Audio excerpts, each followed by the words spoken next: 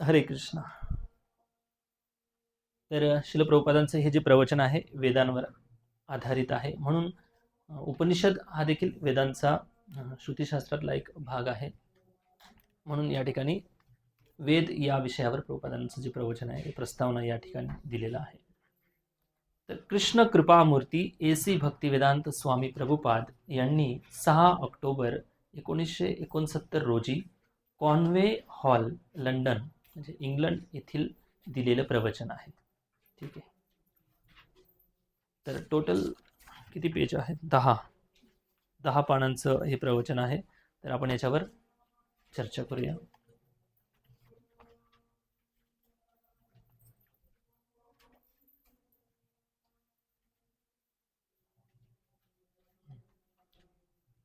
एक पॅरेग्राफ वाचतो. बंधू आणि भगिनींनो, आजच्या प्रवचनाचा विषय आहे वेदांची शिकवण. वेद म्हणजे काय? वेद या शब्दांच्या संस्कृत धातूचे अनेक अर्थ होत असले तरी शेवटी तात्पर्य एकच आहे, वेद म्हणजेच ज्ञान. वेदांची शिकवण हेच मूळ ज्ञान असल्यामुळे तुम्ही स्वीकारलेले कोणतेही ज्ञान म्हणजेच वेद बद्धावस्थेतील आपल्या ज्ञानामध्ये अनेक उणिवा असतात. बद्ध आणि मुक्त जीवांमधील फरक म्हणजे बद्ध जीवात 4 प्रकारचे दोष असतात. पहिला दोष चुका करणे. उदाहरणार्थ, आमच्या देशात महात्मा गांधींना अतिशय महान व्यक्ती मानले जाते, परंतु त्यांनी अनेक चुका केल्या. अगदी जीवनाच्या शेवटच्या टप्प्यात सुद्धा त्यांच्या सहकार्याने त्यांना सावध केले होते. महात्माजी, दिल्लीत सभेला जाऊ नका. माझ्या काही मित्रांनी बातमी आणली आहे की तिकडे जाण्यात धोका आहे, परंतु त्यांनी ऐकले नाही. ते हट्टाने तिकडे गेले व त्यांची हत्या झाली. महात्मा गांधी, राष्ट्रपती केनेडी यांच्यासारख्या कितीतरी महान व्यक्तींनी चुका केल्या. माणूस चूक करणारच, अशा अर्थाची इंग्रजीत म्हणही आहे. हा बद्ध जीवातील पहिला दोष आहे. तर पहिल्या 3 पॅरेग्राफमध्ये शिल प्रभुपादजी पहिल्या 4 पॅरेग्राफमध्ये शिल प्रभुपाद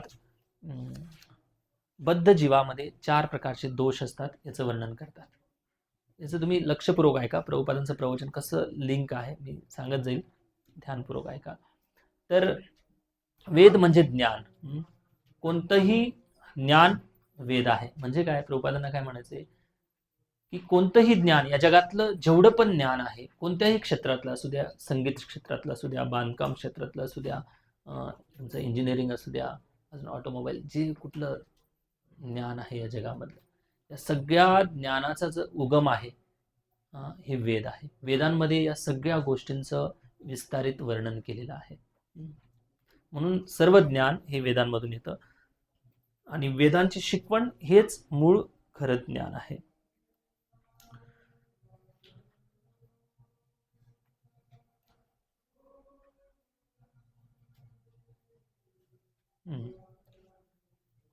कारण मार्गदर्शनाची आवश्यकता आहे. आपलं जे ज्ञान आहे हे अपरिपूर्ण ज्ञान आहे. त्यामुळे 2 प्रकारच्या जीवांचं प्रभुपाद वर्णन करतात. एक आहे बद्ध जीव आणि दुसरा आहे मुक्त जीव. तर मुक्त जीवाला ज्ञानाची गरज आहे का? ज्ञानाची गरज आहे का मुक्त जीवाला? मुक्त जीवाला ज्ञानाची गरज आहे का? Very good. मला एक प्रश्नाचं उत्तर द्या. शुकदेव गोस्वामी ज्ञानमार्गी होते की नाही होते? ज्ञानमार्गी होते.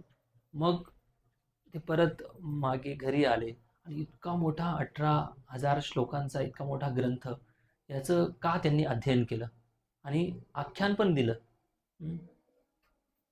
ज्ञान कोणासाठी असतं? ज्ञान म्हणजे अज्ञानातून वर उचलण्यासाठी. काय करायचं आहे आणि काय नाही करायचं आहे, विवेक बुद्धीने कसं काम करायला पाहिजे, याच्यासाठी नॉलेज असतं, याच्यासाठी ज्ञान असतं. तर मुक्त जीवांसाठी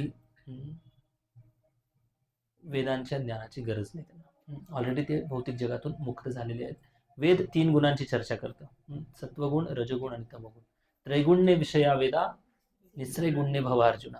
जे लोक 3 गुणांच्या पलीकडे गेलेले आहेत त्यांना वैदिक ज्ञानाची आवश्यकता नाही. तरी पण मुक्तात्मे सारखे लोक श्रीमद भागवताचं अध्ययन का करतात? हम्म? कोणता श्लोक आहे भागवतामध्ये? कोण सांगेल? सांगा माताजी. आठवतं का? आपण लास्ट महिन्यामध्ये चर्चा केली. हरीचे जे गुण आहेत, इत्थम भूतो गुणो हरी, आत्मा रामस्य मुनयो निर्ग्रंथ उपक्रमे काय अहेतुकी भक्ती इत्थम भूत गुणो हरी. भगवंतांचे जे गुण आहेत इतके सुंदर गुण आहेत, जे गुण ज्यांच्या हृदयातले सगळे इम्प्रेशन नष्ट झालेले आहेत, काम क्रोध लोभ मद मत्सर आदी सगळे इम्प्रेशन ज्यांच्या हृदयातले नष्ट झालेले आहेत, ज्यांचं हृदय पूर्ण शुद्ध झालेलं आहे, ते सुद्धा भगवंतांच्या गुणांच्याकडे आकर्षित होतात. म्हणून श्रीमद भागवतम ज्ञान मार्गातला ग्रंथ नाही. श्रीमद भागवतम साक्षात भगवंतांचं नाम रूप गुण लीलांनी परिपूर्ण असा ग्रंथ आहे. म्हणून ज्ञान बद्ध जीवांसाठी असतं. वैदिक ज्ञानाचं या ठिकाणी उदाहरण देतात प्रभुपाद. तर बद्ध जीवामध्ये 4 प्रकारचे दोष असतात. कुणाला आठवतं कोणते 4 दोष आहेत? वाचून आले? हा हा सांगा माताजी, बोला. मनुष्य चुका करतो, त्याचे इंद्रिय इनकम्प्लीट आहे, त्याचं फसवणूक होते आणि तो भ्रमात असतो. क्रमाने कोण सांगेल?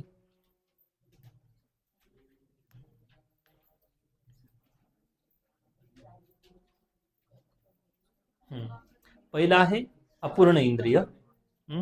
अपूर्ण इंद्रिय असल्यामुळे तो व्यक्ती चुका करतो आणि चुका केल्यानंतर भ्रमात पडतो. भ्रमात पडल्यामुळे फसवणूक करतो. तर हे 4 प्रकारचे दोष जे आहेत, हे प्रत्येक बद्ध जीवामध्ये हे 4 दोष आढळतात. आणि जितकी बद्धावस्था वाढत वाढत वाढत वाढत जाईल, तेवढे मनुष्यामध्ये दोषांचं प्रमाण अधिक अधिक अधिक अधिक वाढत जाईल. ठीक आहे ना? जेवढा तो व्यक्ती जितका मुक्त होत जाईल, जेवढा आध्यात्मिक साधना करेल, तितकं त्याची आध्यात्मिक उन्नती होत जाईल, तेवढं या दोषातून मुक्त होत जाईल. म्हणून जो व्यक्ती 4 दोषांनी युक्त आहे, त्या माणसाकडून आपण परिपूर्ण वागणुकीची अपेक्षा का करावी? भांडणं का होतात? का वाचतं एकमेकांचं? या जगामध्ये कोणीही परिपूर्ण नाही. भगवंतांना सोडलं तर प्रत्येकामध्ये दोष आहेत. आणि विशेष करून जे बद्ध जीव आहेत त्यांच्यामध्ये हे 4 प्रकारचे दोष तर कंपल्सरी प्रत्येकामध्ये दिसून येतील तुम्हाला. तर हे 4 जे दोष आहेत, पहिला आहे अपूर्ण इंद्रिय. अपूर्ण इंद्रिय याचा अर्थ हे आहे की आपल्या इंद्रियांना एक विशिष्ट प्रकारची सीमा आहे. आपण पहा, तुम्ही बाहेर जर निघाला तर किती अंतरापर्यंत आपण पाहू शकतो? 1 किलोमीटर. 1 किलोमीटर फार झालं, 1 किलोमीटर पण नाही पाहणार, काहीतरी मीटर अंतरापर्यंत आपण पाहू शकतो, काहीतरी मीटर अंतरापर्यंत आपण ऐकू शकतो. या सगळ्या इंद्रियांना मर्यादा असल्यामुळे आपले सगळे इंद्रिय अपूर्ण आहेत. आपण डोळ्यांनी भगवंतांना पाहू शकत नाहीत, कारण भगवंत अज्ञान अदोक्षजम अव्ययम. अदोक्षज म्हणजे या भौतिक इंद्रियांनी भगवंतांचा अनुभव होणार नाही. तर भगवंत या सगळ्या इंद्रियांच्या पलीकडे आहेत. काही लोक म्हणतात अभिमानाने की मला भगवंत, जर का भगवंत आहेत तर भगवंत दाखवा. तर प्रभुपाद म्हणतात की जर कोणी असं म्हणत असेल, प्रभुपाद म्हणतात की भगवान के आपके बाप का नौकर है कि होटल के वेटर है, आपके पास आएंगे और आपकी आपसे बातचीत करेंगे. भगवंतांना पाहण्यासाठी साधना करावी लागेल. भगवंतांना पाहण्यासाठी रात्रंदिवस भगवत प्राप्तीचा ध्यास करून साधना करावी लागेल. तेव्हा कधी भगवंतांची प्राप्ती होईल, भगवंतांचं दर्शन होईल. तर आपल्या अपूर्ण इंद्रियांनी आपण भगवंतांना कधीही अनुभव करू शकत नाही. तर आपल्याकडे भगवंतांना पाहता येईल असे डोळे आहेत का? आहेत का आपल्याकडे असे डोळे? अजिबात नाहीत. म्हणून खोलीत जर अंधार झाला तर स्वतःचं अंग पण, हात पण दिसत नाही असं या ठिकाणी प्रभुपाद सांगतात. तर इतके आपले अपूर्ण इंद्रिय. कधी कधी दोरीला आपण साप समजतो का? ती दोरी खरोखर साप असते का? नाही. कधी कधी ट्रेनची जर तो 2 पटरीच्या मध्ये उभा राहिलात आणि लांबपर्यंत जर पाहिलं तर दोन्ही जे काय ट्रॅक जे आहेत, पटरी एकमेकांना अशी जोडल्यासारखी वाटते. खरोखर जोडलेली आहे का? नाही जोडलेली. उन्हाळ्यामध्ये आपण जेव्हा प्रवास करतो तेव्हा हायवे रोडवर असं उन्हाच्या लहरी दिसतात, ते पाण्यासारख्या वाटतात. ते खरोखर पाणी आहे का? त्याला मृगजळ असं म्हणतात. तर या प्रकारचे दोषांनी सगळेजण युक्त आहेत या भौतिक जगामध्ये. त्यामुळे अपूर्ण इंद्रिय असल्यामुळे आपण भगवंतांना जाणू शकत नाहीत, भगवंतांना पाहू शकत नाहीत, भगवंतांचं दर्शन करू शकत नाहीत. तर जीव गोस्वामी तत्व संदर्भातील या सगळ्या गोष्टी आहेत. चुका करणे हा दुसरा दोष आहे. चूक कोणी केली, कोणाचं उदाहरण देतात प्रभुपाद? गांधीजींचं. आणि केनेडी नावाचे कोण व्यक्ती होते त्यांचं पण एक उदाहरण देतात. तर गांधीजींना सांगितलं होतं की तुम्ही सभेमध्ये जाऊ नका. का? कारण तुमची त्या ठिकाणी हत्या होणार आहे. प्रभुपाद म्हणतात गांधीजींनी भरपूर चुका केल्या, त्यामुळे ही पण चूक त्यांनी करून टाकली. हो, नीट वाचत. भरपूर चुका केल्या जातात. काय काय चुका केल्या तुम्हाला माहिती आहे. तर यूज टू ओव्हर कॉन्फिडन्स जेव्हा वाढतो कुठल्याही गोष्टीचा, तेव्हा माणूस कोणाचंही ऐकत नाही. तर हा बद्ध जीवनातील हा एक दोष आहे.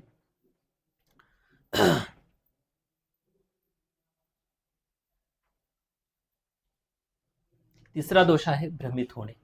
जेव्हा भ्रम निर्माण होतो, त्या भ्रमामुळे मनुष्य एक अशा प्रकारच्या अज्ञानाच्या जाळ्यामध्ये अडकतो. त्याला वाटतं मी जे करतो, जे बोलतो हे परम सत्य आहे. हा मोठा भ्रम आहे.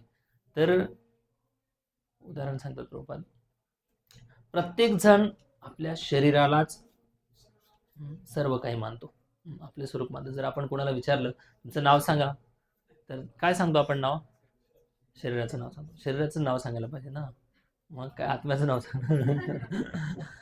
आपण जर सांगितलं की मी आत्मा आहे, तर लोक म्हणेल पहिले यांच्या ट्रीटमेंट करावी लागेल यांना. तर बाह्य समाजामध्ये राहताना आपण शरीराची ओळख सांगायची, पण जीवनशैली जी आहे, जीवनशैली आत्मज्ञानावर आधारित असावी. तर आत्मज्ञान विहीन हा समाज आहे. तर किंचितशा लोकांना, बोटावर मोजण्यासारख्या लोकांनाच आत्मज्ञान काय आहे, मी आत्मा आहे ही माहिती आहे. तर भ्रमात पडल्यामुळे प्रत्येक जण आपल्या शरीराची ओळख सांगतो. म्हणून तर आपण उत्तर द्याल की मी जॉन आहे, म्हणजे इंग्रजीमधलं प्रभुपाद सांगतात, मी एक श्रीमंत व्यक्ती आहे आणि या देहाच्या संबंधित ज्या गोष्टी आहेत ते माझा आहे आणि हा मी आहे. तर ही बद्धावस्था इतकी वाढत जाते की विचारू नका. अहम आणि ममेती, अहम आणि ममेती. अहम ममेतीमुळे दुःख होतं, बरोबर ना? अहम म्हणजे मी काहीतरी विशेष व्यक्ती आहे. काय विशेष आहे? शरीर आहे. शरीराच्या संबंधित मी असा व्यक्ती आहे. समाजामध्ये माझी इतकी ओळख आहे, इतके लोक मला चांगलं म्हणतात, इतकी श्रीमंती आहे माझ्याकडे. या सगळ्या गोष्टी शरीर आणि शरीराच्या संबंधित आहेत आणि यामुळेच बद्ध जीवाला दुःखाचा अनुभव करावा लागतो. मला एक उदाहरण सांगतो. समजा तुमच्या सोसायटीमध्ये, तुमच्या सोसायटीमधलाच एक मुलगा आहे, टीनेजर आहे आणि सोसायटीच्या गेटसमोर किंवा गार्डनमध्ये बसून स्मोकिंग करतो. आणि तुम्ही पाहता तेव्हा तुम्ही अनुभव कराल की ठीक यार, आजकाल पोरं बिघडली, असं तसं विचार करून निघून जाणार तिथून. त्याच जागेवर दुसऱ्या दिवशी तुम्ही तुमच्या मुलाला पाहता स्मोकिंग करताना, कसं वाटेल? दुःख वाटेल ना? समान क्रिया आहे. दुःख का वाटतं? सुख आणि दुःखाचा अनुभव तेव्हाच होतो जेव्हा आपण त्यांच्याशी संबंध जोडलेला आहे. आशा ही परमम दुःखम, निराशा ही परम सुखम. एक दुसरं उदाहरण सांगतो. एक मनुष्य होता आणि त्याचं घर अतिशय सुंदर बंगला होता आणि त्या बंगल्याला सभोवताली कंपाऊंड, सिमेंटची भिंत बांधली होती आणि त्या ठिकाणी काही छोटी मुलं होती खेळणारे. एका मुलाला सुसू लागले आणि त्याने त्या भिंतीवर लघवी केली. तो माणूस इतका गरम झाला, इतका तापला, इतका ओरडला त्या मुलाला आणि तो प्रसंग झाला आणि थोड्याच वेळाने त्याच्या नातवाला असं कडेवर घेऊन तो फिरत होता आणि त्या नातवाने पण सुसू केली. त्याच्या नातूने सुसू केली आणि त्याचं पूर्ण अंग भिजलं त्याच्यामुळे. तर पहा, या दोन्ही प्रसंगामध्ये किती आसक्ती आहे, किती भ्रम आहे मनुष्य जीवनाचा. या सगळ्या गोष्टी भ्रमाच्या आधिपत्याखाली होतात. आपण वास्तविक ज्ञानामध्ये जीवन फार तुरळक लोक जगतात. ज्ञानामध्ये जीवन जरी आपण ऐकतो, पण हे ऐकलेलं किती किती वेळ शिल्लक राहतं आपल्या स्मृतीमध्ये, किती वेळ राहतं. क्लास संपला की मला नाही वाटत राहत असेल कालचा. हा हा.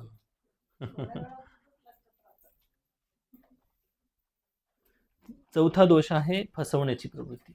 जेव्हा त्याला भ्रम निर्माण होतो तेव्हा तो मनुष्य खोटं बोलायला लागतो. खोटं म्हणजे काय, की परम सत्याचं जे जे ज्ञान आहे, या ज्ञान विरहित त्याची भाषा होते, त्याची जीवनशैली होते. म्हणून असं जे जीवन आहे, हे अजून दिवसेंदिवस बद्धावस्था वाढवत जातं. एक मूर्ख व्यक्ती सर्वात बुद्धिमान असल्याचा दावा करतो. तो चुका करत भ्रमित होतो. पण मी म्हणतो माझा विचार असा आहे, हे पैसे आहेत, आणि त्याच्यावर आधारित अनेक पुस्तकं पण लिहितो, प्रवचनं पण देतो. तर हे हे काय आहे, हे सगळं 4 दोषांमध्ये असलेल्या व्यक्तीचं हे लक्षण आहे.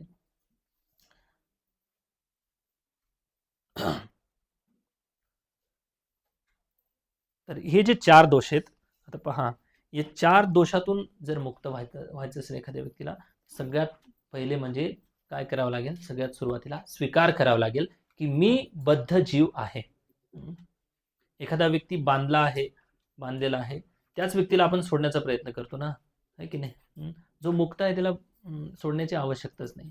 तर सगळे जीव या जगामध्ये बद्ध झालेले आहेत, आणि ही जी बद्ध अवस्था आहे, एक 3 गुणांचं आवरण आहे, आणि अनेक जन्मांतरचे असे चित्रविचित्र संस्कार त्याच्या स्मृतीपटलावर झालेले आहेत, आणि या स्मृतीपटलामुळे वारंवार त्या प्रकारचे विचार, तशी विचारधारा आणि तशा प्रकारचं जीवन, श्रीमद भागवतम सांगतं, एवं ग्रहेषु सक्तानां प्रमत्तानां तदीहया अत्यक्रामस विज्ञात काल परमदुस्तर. हा इतका भयानक परमदुस्तर काळ आहे. एवं ग्रहेषु सक्तानां, सकाळी उठणे, ऑफिसला जाणे, ऑफिसवरून येणे, घरी येणे, घरी आल्यानंतर परत जे रोजचं रुटीन आहे तेच करणे, परत विकेंडला कुठेतरी फिरायला जाणे, परत माइंड फ्रेश झाला की परत मंडेपासून तेच.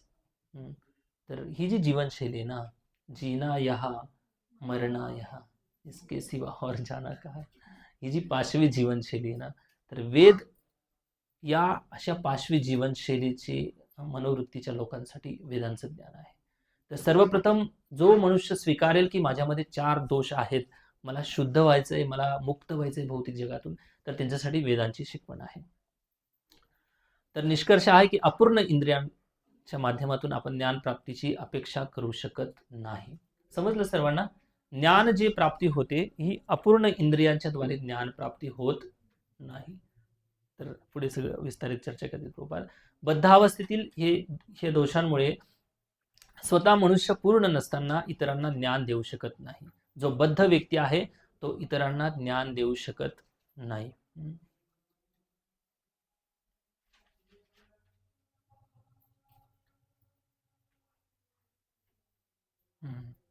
कारण अपरिपूर्ण आहोत आपण, त्यामुळे वेदांना जसे आहेत तसे जोपर्यंत वेदांना आपण स्वीकार करत नाही तोपर्यंत आपण मुक्त होणार नाहीत. म्हणून अपूर्ण व्यक्तीकडून जेव्हा अनेक अपेक्षा ठेवतो तेव्हा शिल्लक काय राहतं, बरोबर अपूर्णता. म्हणून पहा किती वयस्कर लोक आहेत, मी कधी कधी म्हाताऱ्या लोकांसोबत गप्पा मारतो. जास्त गप्पा नाही, इम्पॉर्टंट त्याच्याकडून काहीतरी मला शिकावं असं वाटतं, म्हणून मी विचारतो, सर तुम्ही आयुष्यभर जीवन जगलेत, ग्रस्त लाईफमध्ये पैसा कमवला, धन अर्जन केलं, मुलांना लहानाचं मोठं केलं, तर प्रत्येक म्हातारा मनुष्य शेवटी निष्कर्ष हाच काढतो, काही ना काही उणीवा आहेत त्यांच्यामध्ये, काही ना काही अपुऱ्या गोष्टी राहिलेल्या आहेत, असंतुष्टीचा अनुभव करतात. म्हणून सांगण्याचं तात्पर्य हे की अपूर्ण व्यक्तीकडून पूर्णतेची अपेक्षा करू शकत नाही. स्त्री पण अपूर्ण आहे, पुरुष पण अपूर्ण आहे. कितीही तुम्ही एकमेकांना सुख देण्याचा प्रयत्न करा, शेवटी अपूर्णता ही शिल्लक राहणार आहे. आणि जोपर्यंत हीच आसक्ती आहे, ही आसक्ती जोपर्यंत भगवंतांना जोडत नाही, भगवंतांशी जोडत नाही, तोपर्यंत पूर्णतेचा कधीही अनुभव होणार नाही.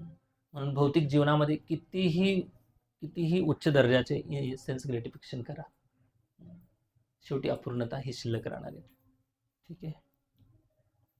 तर वैदिक जे ज्ञान आहे, हे वैदिक ज्ञानाला काही मर्यादा आहे का? हिंदू धर्मातल्या लोकांसाठीच वैदिक ज्ञान आहे, मुस्लिम धर्मातल्या लोकांसाठी वैदिक ज्ञान नाहीये, किंवा ईसाई लोकांसाठी वैदिक ज्ञान नाही. वैदिक जे ज्ञान आहे म्हणजे वेदांचं जे ज्ञान आहे हे सर्वांसाठी वेदांचं ज्ञान आहे. ज्याने मनुष्य देह प्राप्त केलेला आहे त्या लोकांसाठी हे वैदिक ज्ञान आहे. कधी कधी लोक म्हणतात की हिंदू लोकांसाठी हे वेद आहेत, पण प्रभुपाद म्हणतात की आपण हे जे नाव आहे हिंदू, हे जे नाव आहे हे अफगाणिस्तान म्हणजे सिंधू नदीच्या पलीकडे पाकिस्तान, अफगाणिस्तान हे जे लोक आहेत या लोकांच्या मध्ये सिंधू प्रांतातले लोक म्हणजे या बाजूला राहणारे जे लोक होते तर त्यांच्या प्रोनाऊन्सिएशनमध्ये स हा फार सॉफ्टली किंवा नाहीच्या बरोबर उच्चारण केला जातो. ते सिंधू सिंधू बोलता बोलता हिंदू हा शब्द प्रचलित झाला. तेव्हापासून आपण हिंदू धर्मीय लोक स्वतःला हिंदू या नावाने संबोधन करतो. पण प्रभुपाद म्हणतात की हे आपल्या धर्माचं खरं नाव नाहीये, कारण हिंदू धर्म हा शब्द कुठेही नाही, ना वेदांमध्ये आहे, ना भगवद्गीतेमध्ये आहे, ना श्रीमद भागवतमध्ये आहे. तर हे नाव कोणी दिलेलं आहे आपल्याला? अफगाणिस्तान पाकिस्तानच्या लोकांनी दीक्षा दिलेली आणि आपण दीक्षा स्वीकार पण केलेली. तर हे फार गडबड आहे हिंदू लोकांची. तर आपला धर्म जो आहे हा आपला धर्म वर्णाश्रम धर्म किंवा सनातन धर्म या नावाने ओळखला जातो. तर या वर्णाश्रम धर्मामध्ये 4 वर्णाश्रम व्यवस्था सांगितलेली. चातुर्वर्ण मया सृष्टम गुणकर्म विभागशः भगवान श्रीकृष्ण गीतेमध्ये सांगतात. तर 4 सामाजिक व्यवस्था आहेत आणि 4 आध्यात्मिक व्यवस्था आहेत. सांगा सामाजिक 4 वर्णाश्रमची व्यवस्था कोणती आहे?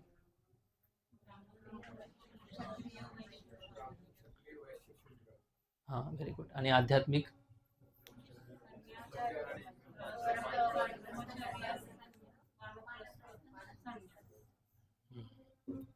थँक्यू. तर हे 8 प्रकारची जी वर्णाश्रम व्यवस्था आहे ही विभाजन केले साक्षात भगवंताने दिले. तर याच्यामध्ये ब्राह्मण हा जो वर्ग आहे, ब्राह्मण हा बुद्धिमान वर्ग असतो आणि जे लोक ब्रह्माला जाणतात, ब्रह्म जानाति इति ब्राह्मण. सुरुवात कशी या श्लोकाची? ब्रह्म जानाति इति ब्राह्मण, जे ब्रह्माला जाणतात, जे परम सत्याला जातात. जन्मना जायते शूद्र संस्कारात भवेत द्विज वेद पाठात भवेत विप्र ब्रह्म जानाति इति ब्राह्मण. जे लोक ब्रह्माला जातात ते लोक स्वतः ब्रह्मसाक्षात्कार करतात आणि दुसऱ्यांना पण या ज्ञानाचा उपदेश करतात. हा बुद्धिमान वर्ग ब्राह्मणाचा वर्ग आहे. दुसरा वर्ग आहे क्षत्रिय वर्ग, जे व्यवस्थापन काय म्हणतात रक्षण करतात, डिफेन्स या सगळ्या गोष्टींची जबाबदारी त्यांच्याकडे असते. इतर जी वर्णाश्रम व्यवस्थेतील लोक आहेत त्या सगळ्यांचं रक्षण करतात, देशाची व्यवस्था चालवतात, हे क्षत्रिय लोक आहेत. आणि तिसरा वर्ग आहे वैश्य म्हणजे व्यापार करणारे लोक. कृषी गोरक्षा वाणिज्य वैश्य कर्म स्वभावज. भगवद्गीतेमध्ये भगवंत सांगतात कृषीचा व्यवसाय, कृषी म्हणजे शेती करणे, वाणिज्य म्हणजे व्यापार करणे, गोरक्षा करणे हे वैश्याचं धर्म आहे. आणि शूद्र म्हणजे नोकरी करणारे, नोकरी करणाऱ्या लोकांना शूद्र असं म्हणतात. तर जेवढे पण लोक नोकरी करतात IAS ऑफिसर पासून ते सगळे लोक कोण आहेत? मी नाही बोलतो, तुम्हीच बोल. तर ब्राह्मण जो आहे ना, ब्राह्मण जॉब करत नाही. ब्राह्मण हा कधीही कुणाचंही दास्यत्व स्वीकारत नाही. तो भगवंतांच्या कृपेवर आश्रित असतो, हा ब्राह्मण असतो. ब्राह्मणाला जर दान केलं ना कोणी, तर ब्राह्मण परिग्रह दुसऱ्यांचं कल्याणासाठी ते दान धनाचा उपयोग करतो, स्वतःच्या इंद्रियतृप्तीसाठी त्या धनाचा उपयोग करत नाही. तर हा या ब्राह्मणाच्या क्वालिटी. तर ही जी वर्णाश्रम व्यवस्था आहे, ही वर्णाश्रम व्यवस्था आज आहे का? ही वर्णाश्रम व्यवस्था नाही, पूर्णपणे विस्कळीत झालेली वर्णाश्रम व्यवस्था. कोण ब्राह्मण आहे, कोण क्षत्रिय, कोण शूद्र आहे, कोण किती लोक म्हणतात की जय शिवराय, जय भवानी, जय शिवाजी घोषणा देऊन थोडीच कोण क्षत्रिय बनणार आहे, झेंडे फिरवून थोडीच कोण क्षत्रिय बनणार आहे. तर त्या व्यक्तीमध्ये त्या प्रकारच्या जर क्वालिटी असतील तर तो व्यक्ती त्या वर्णाश्रम व्यवस्थेच्या गुणानुसार त्याचं विभाजन केलं जातं. तर ही आध्यात्मिक व्यवस्था आहे. ब्रह्मचारी, गृहस्थ, वानप्रस्थ आणि संन्यास. तर सुरुवातीला ही व्यवस्था होती की सुरुवातीला प्रत्येक विद्यार्थी हा गुरुकुले वसंतांतो गुरुर्हितम, गुरुच्या हितासाठी गुरूंच्या आश्रमामध्ये राहत होता ब्रह्मचारी व्रताचं पालन करून. त्यानंतर तो ठरवायचा की कंटिन्यू करायचं की विवाह करायचा. विवाह करायचा असेल तर त्याला गृहस्थ जीवनामध्ये प्रवेश करून त्यानंतर वानप्रस्थ आश्रम हा कंपल्सरी होता. जो व्यक्ती व्यवस्थित ट्रेनिंग घेतो आणि गृहस्थ जीवनामध्ये प्रवेश करतो तोच व्यवस्थित बाहेर निघू शकतो. जो ट्रेनिंग घेत नाही, सरळ गृहस्थ जीवनामध्ये प्रवेश करतो, त्याची बाहेर निघण्याचा काही चान्स नाही. म्हणून हित्वात्मपातम ग्रहमंद कूपम वनम गतो यत हरिमाश्रयेत. श्रीमद भागवतम प्रल्हाद महाराजांची जी शिकवण आहे, उपदेश, हिरण्यकश्यपूला उद्देशून हा श्लोक म्हटलेला आहे. ग्रहम अंधकूपम, या श्लोकावर एक सुंदर एक चित्र काढलं होतं. तर ग्रहम अंधकूप कसं आहे पहा. ग्रह अंधकूप त्याच लोकांसाठी ग्रह अंधकूप आहे जे कृष्ण भावनेशी संबंधित नाहीत. गृहस्थ जीवन म्हणजे काय आहे की अविवाहित असताना अशी परिस्थिती असते की ते लोक आपल्या सुखासाठी कसा चांगला व्यक्ती भेटेल याच्या शोधामध्ये असतात. मला कसं सुख मिळेल गृहस्थ जीवनामध्ये प्रवेश करून झाल्यानंतर, या भावनेमध्ये त्यांचं जीवन असतं. आणि जसं गृहस्थ जीवनमध्ये प्रवेश केल्यानंतर जर आयुष्य केवळ एकमेकांना सुख देण्यामध्ये व्यतीत करत असतील तर यांच्यापेक्षा पशूंपेक्षा हे लोक कमी नाहीत. तर या दोघांची जी दृष्टी आहे कृष्ण भावनेमध्ये पाहिजे, कृष्णाकडे पाहिजे, कृष्ण प्राप्तीच्या ध्यासाने हे ग्रस्त जीवन पाहिजे. जे लोक असं ग्रस्त जीवन जगतात त्यांचं जीवन हे खरोखर स्तुत्य जीवन आहे. आणि अशा ग्रस्त जीवनातूनच ग्रहस्थांचं कल्याण होतं. त्यानंतर मग ते वानप्रस्थ घेतात. वानप्रस्थ संन्यास आणि मग पुढचा हा क्रम असा आहे. तर ही 4 वर्णाश्रम, चातुर्वर्ण्य मयाश्रम गुणकर्म विभाग, अशा गुण आणि कर्मानुसार या वर्णाश्रम व्यवस्थेची विभाजन केलेलं आहे.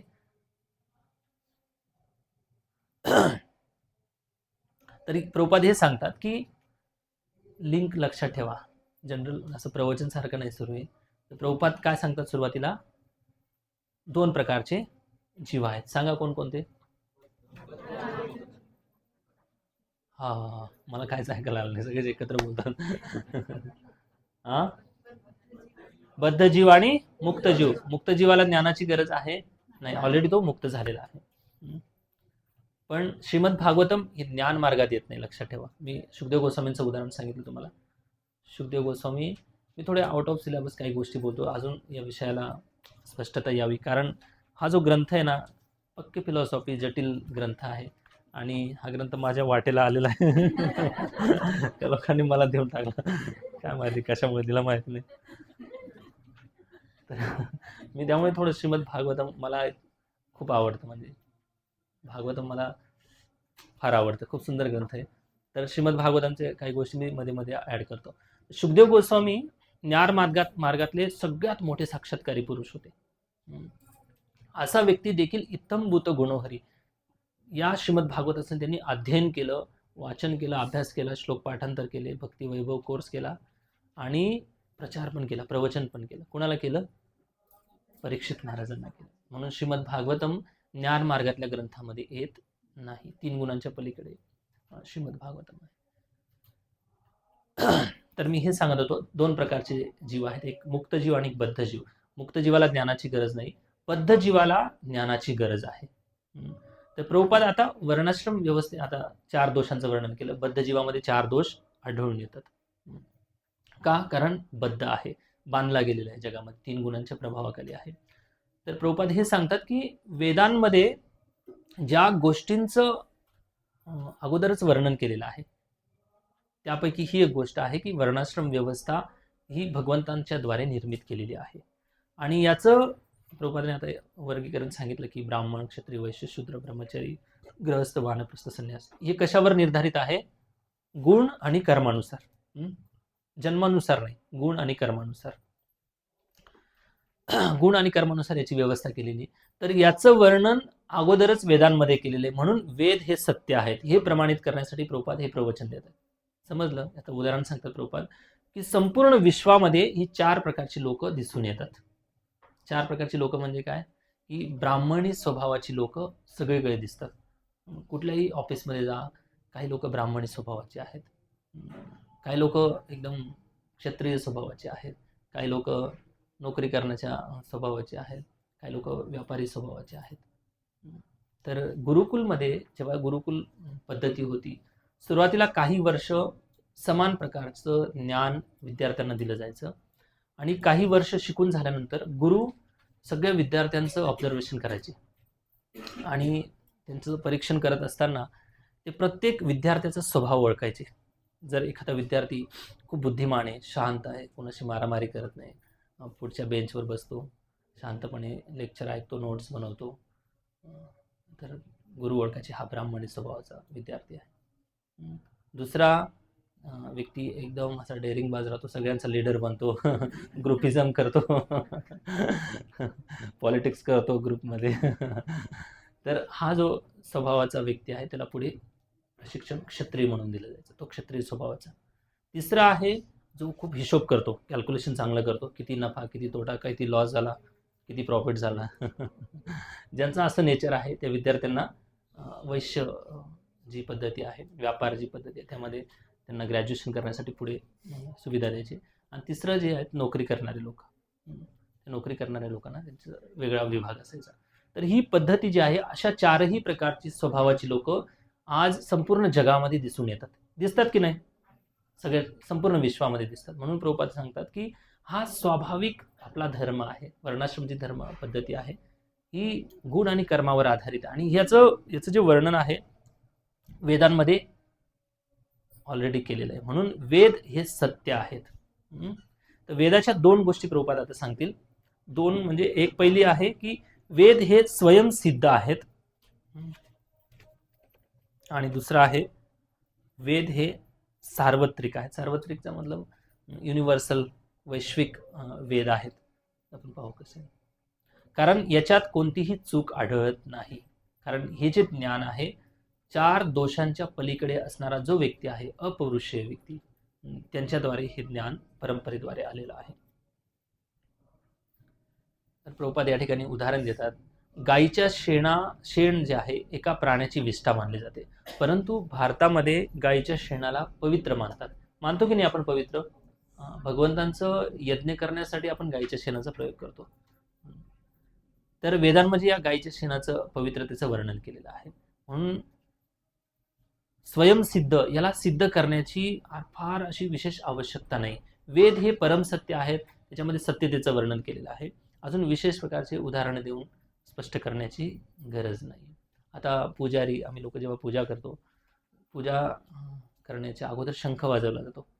शंख हा ही जी वस्तू आहे ही कोणत्या प्राण्यापासून येते? समुद्रात पाण्यामध्ये राहणारा प्राणी, किडा असतो, त्याच्यापासून येते. तर शंखाला हाडासमान मांडलेलं आहे आणि हाड हे अपवित्र असतं. बोन, हड्डी जी असते अपवित्र असते. जेव्हा आपण पूजा करायला जातो, अशा अपवित्र वस्तूंना कधी स्पर्श करायचा नसतो आणि हाडांना स्पर्श करणं तर फार दूरची गोष्ट आहे. पण वेदांमध्ये सांगितलं की शंख हा पवित्र आहे. म्हणून वेदवाणी ही सत्य मानली जाते आणि स्वयंसिद्ध वेद आहेत. म्हणून वैदिक आदेश आहे की विष्ठेला स्पर्श केल्यानंतर मनुष्य अशुद्ध होतात आणि त्याचं स्नान करावं लागतं. तर दुसरा आदेश आहे की अशुद्ध जागा गायीच्या शेणाने सारविल्यास शुद्ध होते.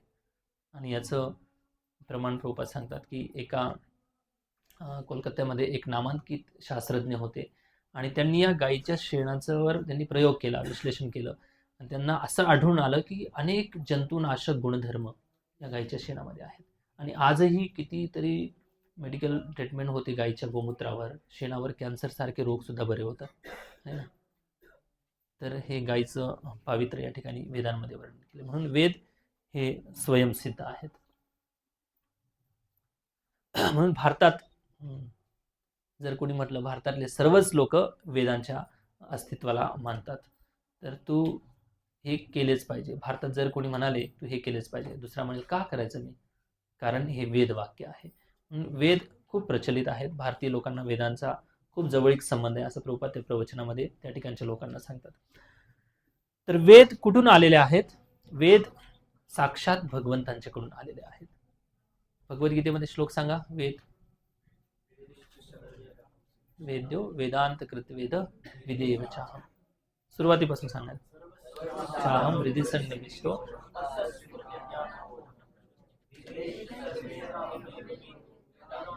वेद विदेव चाहम. हे वेदांचं ज्ञान भगवंतांनी सर्वप्रथम कुणाला ज्ञान दिलं होतं? ब्रह्मदेवांना. कुठे प्रमाणे असं? तेने ब्रह्महृदये आदिकवये मुह्यंती यत सूरय.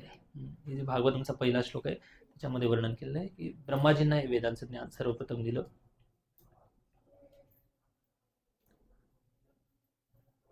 काल आपण चर्चा केली. प्रभुपाद या ठिकाणी सांगतात की वेदांचं दुसरं नाव आहे श्रुती आणि आई वडिलांसारखे मार्ग दाखवते वेद. आणि हे वेदांचं ज्ञान जर कुणाला प्राप्त करायचं असेल तर पहिली विधी आहे श्रवण. जोपर्यंत आपण ऐकत नाही तोपर्यंत वेदांचं ज्ञान आपल्याला प्राप्त होणार नाही. ऐकण्यासाठी कुणाकडे जावं लागेल? कुणाकडे? व्हेरी गुड, गुरूंकडे जावं लागेल. जे गुरु 4.34 तद्विधी प्रणिपातेन परिप्रश्न सेवया उपदेक्षन्ति ते ज्ञानम ज्ञानिनस तत्वदर्शन. ज्या मनुष्याने तत्व जाणलेलं आहे, तत्व जाणणारा व्यक्ती हाच तत्वदर्शी पुरुष, हाच दुसऱ्यांना बद्ध अवस्थेतून काढू शकतो. तत्वदर्शी म्हणजे काय? त्याच्या पाहण्यामध्ये, त्यांच्या वागण्यामध्ये फार कमीत कमी गॅप असतो. त्यांच्या वाचनामध्ये, अभ्यासामध्ये जे ते वाचन अभ्यास करतात ते आणि दृष्टी, त्याच ज्ञानाच्या दृष्टीने संपूर्ण जगाला पाहतात आणि त्याच ज्ञानावर आधारित त्यांची जीवनशैली असते. या दोन गोष्टींमध्ये कमीत कमी गॅप ज्याचा आहे तोच तत्वदर्शी पुरुष म्हणू शकतो. आणि असा तत्वदर्शी पुरुषच एखाद्या जीवाला बद्धावस्थेतून बाहेर काढू शकतो. आणि दुसरी गोष्ट, श्रवण करून झाल्यानंतर प्रायोगिक ज्ञान नव्हे, या ज्ञानाला प्रत्यक्ष जीवनामध्ये जोपर्यंत अनुभव करत नाहीत, भगवद्गीता 6वा अध्याय, ज्ञान विज्ञान तृप्तात्मा कुटस्थो विजितेंद्रिय युक्त इत्युच्यते योगी सम लोष्ट अश्मकांचना. जोपर्यंत नुसतं ज्ञान ऐकून काही होणार नाही. ज्ञान ऐकून जास्तीत जास्त बुद्धीचा स्टोरेज वाढेल. जास्त स्टोरेज वाढलं की परत डिलीट करावं लागेल. ज्ञान ऐकून काही होणार नाही. ज्ञान जेव्हा विज्ञानामध्ये परिवर्तन होत नाही, जोपर्यंत जीवनामध्ये उतरवण्यासाठी आपण प्रयत्न करत नाही, तोपर्यंत एकही साक्षात्कार होणार नाही. आणि साक्षात्कार पहिला म्हणजे काय? संतुष्ट येणं केलं, तृप्त आत्मा. ज्ञानाचा उद्देश आहे की तो व्यक्ती तृप्त होतो विज्ञानामध्ये, प्रॅक्टिकली जेव्हा तो अनुभव करतो. तृप्त आत्मा कुटस्थो विजितेंद्रिय, सर्व इंद्रियांना तो नियंत्रित करू शकतो. इत्युच्यते योगी, असा योगी सम म्हणजे समान दृष्टीने पाहतो. कशाला? अश्म म्हणजे दगड, लोष्ट माती आणि कांचन म्हणजे सोनं. किती भाव आहे सोन्याचा? म्हणणार का आपण दगड, माती आणि सोनं एकाच दृष्टीने पाहू शकतो? तर ही तत्वज्ञानाचा परिणाम आहे. तर श्रुतीला मातेप्रमाणे मानलेला आहे. श्रुती ही मातेप्रमाणे. जर आपण आईला विचारलं की माझे वडील कोण आहेत, तर आई आपल्याला निश्चितपणे अधिकृत माहिती देऊ शकते की आपले वडील कोण आहेत. तशा प्रकारे श्रुती म्हणजे वेदांमध्ये भगवंतांचं वर्णन केलेले. जर आपण वेदांचा आश्रय घेतला बद्धावस्थेतून निघण्यासाठी, तर वेद आपल्याला सांगतील की आपले मूळ वडील कोण आहेत. ठीक आहे. आईला विचारा. प्रयोग अशक्य आहे. प्रयोग अशक्य म्हणजे काय? आपण जर प्रत्येकाला विचारात फिरलो की माझे वडील कोण आहेत, माझे वडील कोण आहेत, तर कदाचित आपल्याला अनेक जन्म निघून जातील तरी सुद्धा आपल्याला समजणार नाही. तोपर्यंत वडील पण निघून जातील. त्यामुळे काय तरी पण निश्चितपणे सांगू शकत नाही. तर आईला विचारलं तर आई अधिकृत प्रकारे आपल्याला माहिती देऊ शकते. तर ही वेदांना मातेप्रमाणे म्हटलेलं आहे. आणि स्मृती ज्या आहेत, श्रुतीला आईप्रमाणे आणि स्मृतीला, चांगलं उदाहरण लक्षात राहिलं. हे उदाहरण कुठेच नाही, मी जुळवलेलं उदाहरण. तर उदाहरणावर म्हणजे समजत असेल एखादा विषय तर हरकत नाही ना. तर योगारूढ आणि योगारूढक्ष जे आहेत, मी एकदा हे उदाहरण सांगत होतो की योगारूढ, तुम्ही भगवद्गीता झाली नाही ना तुमची? 6व्या अध्यायामध्ये 2 योग्यांचं वर्णन केलेलं आहे. एक योगारूढ अवस्था आणि दुसरी योगारूढ अवस्था. तर मी एक उदाहरण देत होतो की योगारूढ अवस्था म्हणजे रेल्वेचं उदाहरण मी ऑनलाईन क्लासमध्ये चर्चा करू. मी एकदा कुठला मंथन क्लास का काहीतरी चर्चा करत होतो, तिथे सांगत होतो. तर योगारूढ अवस्था म्हणजे ऑलरेडी ज्याने लोकल ट्रेनमध्ये तो बसलेला आहे, आणि जेव्हा लोकल ट्रेन प्लॅटफॉर्मवरून सुरू होते, हळूहळू सुरू असताना, जात असताना दुसरा माणूस त्या ट्रेनला पकडण्याचा प्रयत्न करतो, धावून पळत प्रयत्न करतो. तो पळत जाणारा माणूस म्हणजे योगारूढ आहे असं सांगतो. त्या प्रवचनात एक प्रभूजी म्हणाले की चालत्या ट्रेनमध्ये एखादा माणूस का बसायला पाहिजे. समजलं तुम्हाला? म्हणजे मला हे म्हणायचं की उदाहरण जर एखाद्या विषयाला धरून समजत असेल, सोपं उदाहरण, तर आपण त्याला समजून घेतलं पाहिजे. उदाहरणावर तर्क करून काही फायदा नाही.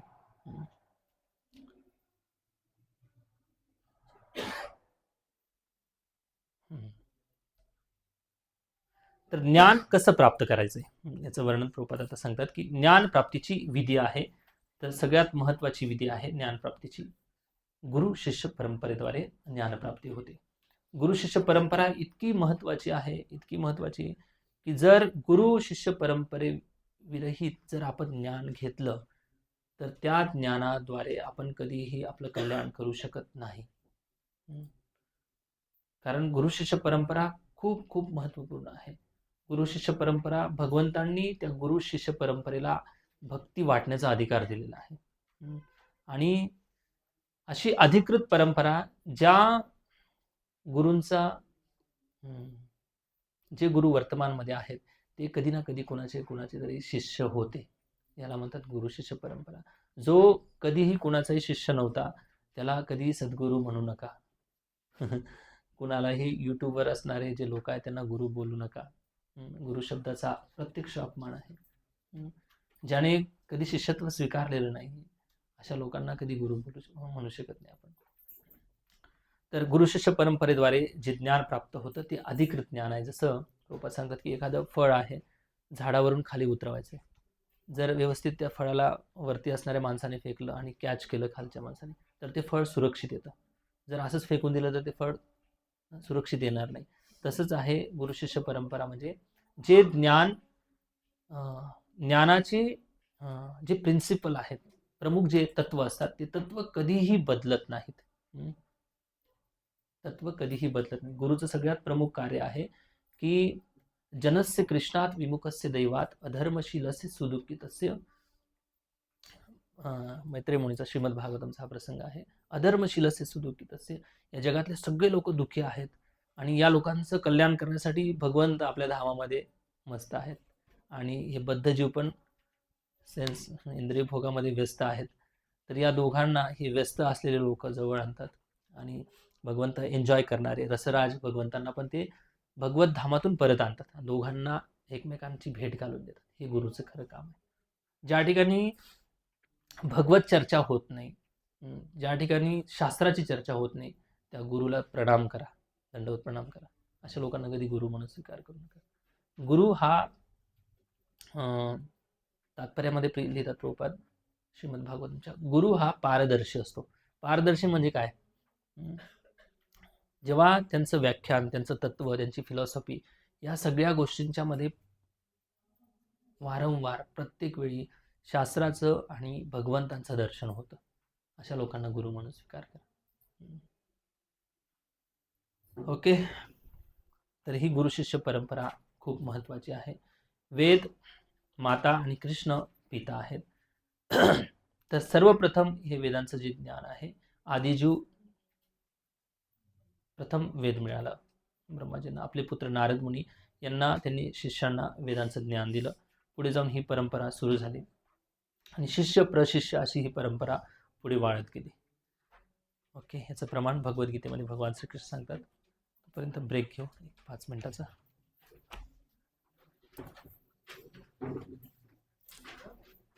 पॉज करा. कृष्णा हरे कृष्णा कृष्णा कृष्णा हरे हरे, हरे राम राम राम हरे हरे. ओके. ज्ञानप्राप्तीच्या विषयी आपण चर्चा करतोय. तर भगवद्गीतेमध्ये भगवंत या परंपरेचं वर्णन करतात. एवं परंपरा प्राप्तम इमं राजर्षयो विदु सकाले नेहमता योगो नष्ट परंतपा. हे परंतप, हे अर्जुन, ही जी परंपरा आहे माझ्यापासून सुरू झालेली ही ज्ञानाची परंपरा. जर परंपरेचा आश्रय घेतला तर फायदा काय होईल? सगळ्यात महत्वाचं आपला वेळ वाचेल. वेळ वाचल्यामुळे आपण लवकरात लवकर तर्क वितर्क न करता भगवंतांपर्यंत लवकरात लवकर पोहोचू शकतो. ज्ञान प्राप्तीचे मध्वाचार्यांनी 10 प्रकारचे प्रमाण सांगितलेले आहेत.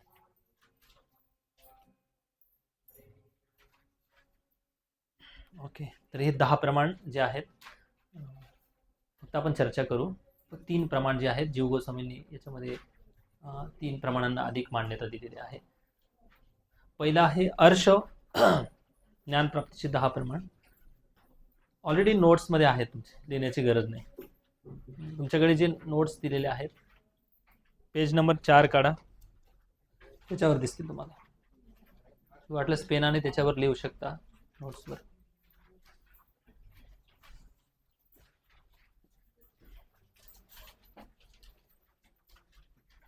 ज्ञानप्राप्तीचे 10 प्रमाण सांगितले. पहिला आहे अर्श, म्हणजे अधिकृत ऋषी म्हणजे किंवा देवतांनी जे कथन केलेलं आहे, पूर्वी जे वर्णन केलेलं आहे, भगवंतांचं गुणगान केलेलं आहे.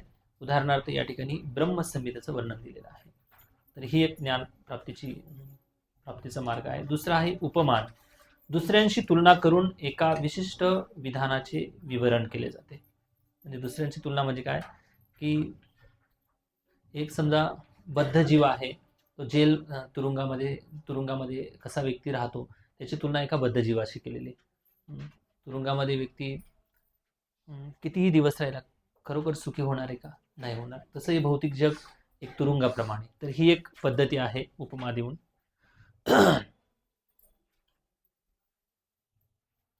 अर्थपत्ती, आपल्या माहितीनुसार अंदाज बांधणे. एक वस्तू दुसऱ्या वस्तूला प्रेरणा देते. उदाहरणार्थ मोरपंख पाहून श्रीकृष्णांचे स्मरण होते. भक्तिरसम सिंधू झालं ना अभ्यास? सांगा हे उदाहरण कोणत्या भावामध्ये येतं? आता रिसेंटली झालं ना? कोणत्या भावामध्ये अशी एखादी वस्तू पाहिल्यानंतर श्रीकृष्णांचं स्मरण होतं? तुम्हाला एक उदाहरण सांगतो, थांबा. रागानुगा, भक्ती, भाव. तुम्हाला एक उदाहरण सांगतो. तुमचे मुलं शाळेमध्ये जात असतील, तर जर तुम्ही तुमच्या मुलाचा ड्रेस सारखा आहे, म्हणजे रोज तो घालतो तोच ड्रेस आहे, एकाच कलरचा ड्रेस आहे, त्याचे शूज, त्याची कॅप असेल, दप्तर असेल, त्याचे बॅग असेल, जर तुम्ही तशाच ड्रेसचा मुलगा, तेवढ्याच उंचीचा, तशीच बॅग आहे, तसेच शूज आहेत, त्या मुलाला पाहिल्यानंतर तुमच्या मुलाची आठवण होते का तुम्हाला? होते ना? होते ना? एखादा शर्ट पाहिला आपण, आपल्या आवडत्या व्यक्ती त्या कलरचं शर्ट घालतो, तर असं वाटतं की ते तर नाही. चप्पल पाहिल्यानंतर असं होतं ना, कधी होतं ना. तसं या ठिकाणी अर्थपत्ती एक पद्धती आहे ज्ञानप्राप्तीची. एखादी वस्तू पाहिल्यानंतर त्या वस्तूमधून प्रेरणा घेऊन त्या व्यक्तीचं स्मरण होतं. या ठिकाणी मोरपंख पाहून श्रीकृष्णांचं स्मरण होतं, अशी ज्ञानप्राप्तीची पद्धती आहे. तर कोणता भाव होता? भाव तर होता, मला माहिती आहे. कोणता भाव होता? नाही, साख्य त्याला म्हणतात उद्दीपन भाव. उद्दीपन भावाचं चैतन्य लिलेमध्ये कोणतं उदाहरण आहे? नाही झालं. 19 अध्याय पर्यंत झालं ना? तुम्ही परत पुढचं वाचलंच नाही, तुमच्या अभ्यासक्रमात नाही म्हणून वाचलं नाही. ठीक आहे, नंतर वाचा कधी वेळ भेटला तर. ओके. छटक पर्वत. श्री चैतन्य महाप्रभू जेव्हा छटक पर्वताला पाहतात तेव्हा गोवर्धनचं स्मरण होतं. समुद्राला पाहतात तेव्हा यमुनेचं स्मरण होतं. अजून ते मुकुंद आणि कोण?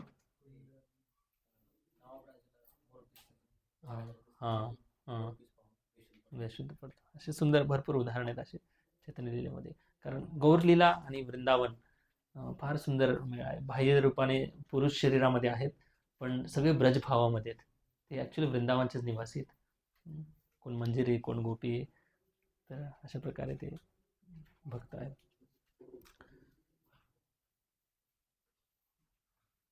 चौथा आहे अभव, म्हणजे काही वस्तूंची अनुपस्थितीमुळे त्यांचं अस्तित्व कळतं.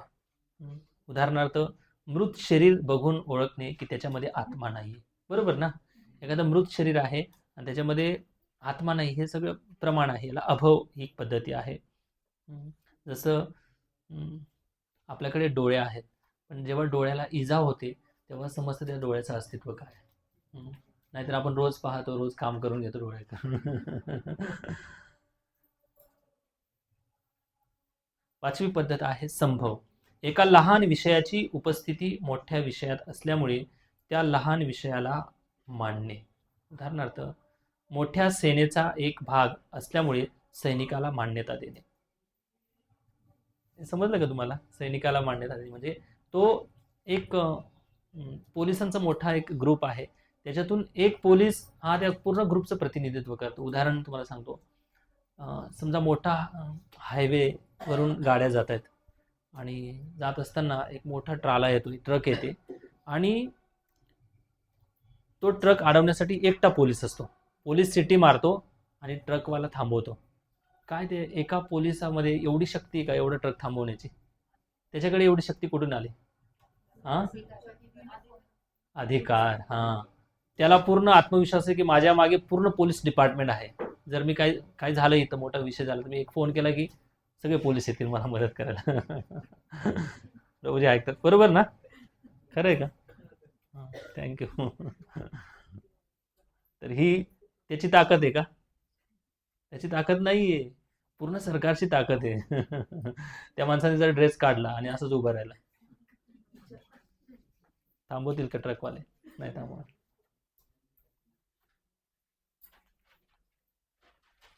सहावा आहे ऐथ्य. संप्रदाय वंश परंपरेतून अनेक कुळाचार चालत आलेले आहेत, याला ऐथ्य म्हणतात. उदाहरणार्थ भारताचा स्वतंत्रता दिवस 15 ऑगस्टला 1947 पासून साजरा करण्यात, त्या दिवशी त्या सालापासून साजरा करण्यात येतो. 15 ऑगस्ट हा स्वतंत्रता दिवस म्हणून साजरा केला जातो. तर तेव्हापासून ही परंपरा सुरू आहे, तर ही सुरूच राहणार आहे. ही बदलणार आहे का कधी? नाही बदलणार. जेव्हा इंग्रजांसारखं कोणी अजून आक्रमण करतील तेव्हा कदाचित होऊ शकेल. तर ही ऐथ्य परंपरा आहे, म्हणजे जे ठरवून दिलेलं आहे की दर पिढी ही कुळाचार चालू असतं. सातवा आहे चेष्टा, म्हणजे मुद्रा. नृत्याचे भाव मुद्रा संकेत करून एखादं ज्ञान दिलं जातं. याचं उदाहरण कोण सांगू शकेल? भरतनाट्य. भरतनाट्यामध्ये भगवानाची लीला प्रस्तुत केली जाते. जर तुम्ही त्या लीलेबद्दल श्रवण केलं असेल, समजा द्रौपदीचं वस्त्रहरण आहे, तर जी डान्स करणारी जी स्त्री आहे त्या भरतनाट्यामध्ये इतके सुंदर हावभाव करते. दुःशासनेन वस्त्रकेशा, दुर्योधन दुःशासन कसं द्रौपदीचं वस्त्रहरण करतात आणि द्रौपदी कशी दोन्ही हात करून कृष्णाला पुकारते. तर ह्या सगळी पद्धती नृत्याच्या माध्यमातून ज्ञान दिलं जातं. तर ही एक चेष्टा, ही एक पद्धती आहे. आठवा आहे प्रत्यक्ष प्रमाण. प्रत्यक्ष म्हणजे प्रति अक्ष, आपल्या डोळ्यांनी जे आपण पाहतो त्याच्या माध्यमातून जे आपल्याला ज्ञान प्राप्त होतं ते म्हणजे प्रत्यक्ष प्रमाण आहे. समजा एखादा बटर हलवा आहे आणि तो हलवा पाहिल्यानंतर आपल्याला त्याचा अनुभव होतो की हलवा हा गोड असतो, सुगंधी असतो, अशा सगळ्या त्याच्या क्वालिटी आठवतात. म्हणजे पूर्व अनुभवानुसार ते ज्ञान आपल्याला प्राप्त होत असतं.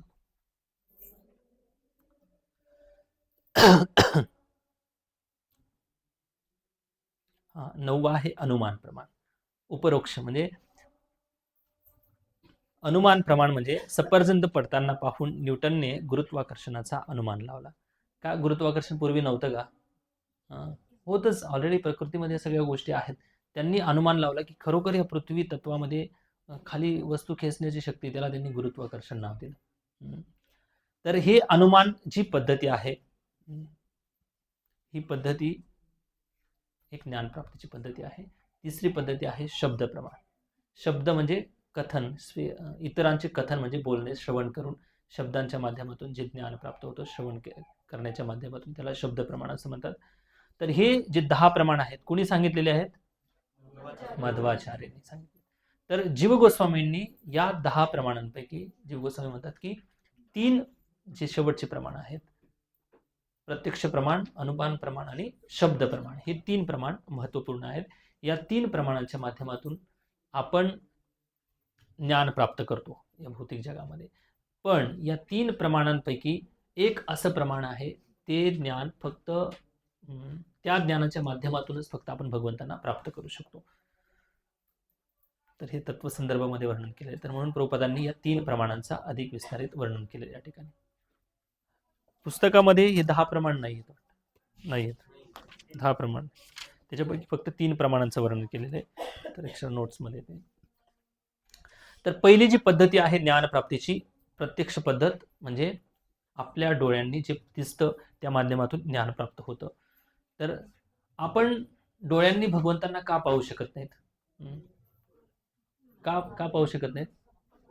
अपूर्ण इंद्रिय आहेत म्हणून आपण भगवंतांना पाहू शकत नाही. भगवंतांनाच नाही, पण ज्या आध्यात्मिक गोष्टी आहेत त्या सुद्धा आपण पाहू शकत नाही. एखादा आध्यात्मिक व्यक्ती आपल्या डोळ्यासमोरून असं निघून जाईल, आपल्याला समजणार नाही. भूत नाही म्हणत मी, आध्यात्मिक गोष्ट. तर प्रभुपाद या ठिकाणी आहेत का? आहेत. प्रभुपाद कितीतरी भक्तांना अनुभव करून देतात. प्रभुपाद या ठिकाणी आहेत. तर आध्यात्मिक कोणती गोष्ट भौतिक डोळ्यांनी आपण पाहू शकत नाही. सूर्याला प्रत्यक्ष पाहून त्याला आपण लहान एकी प्लेटप्रमाणे समजतो. वाटतं ना, सूर्य आकाशामध्ये जेव्हा आपण सूर्य पाहतो तर सूर्याला एका गोल ताटासारखे सूर्य दिसतो. खरोखर गोल ताटासारखा सूर्य आहे का? गोल आहे पण ताटासारखा आहे का? कसा आहे मग सूर्य? नुसतं मोठा आहे? नाही. भागवतम कोणी वाचलं? 5वा स्कंद.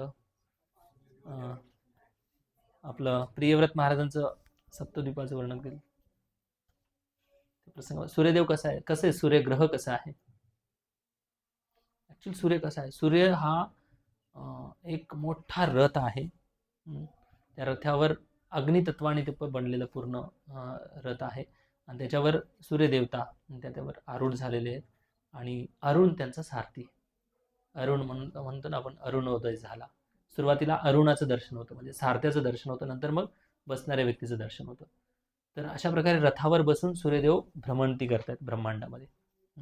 आणि भगवंत म्हणतात की मदभयात, माझ्या भयाने, माझ्या आज्ञेने सगळं काही चक्र चालू आहे.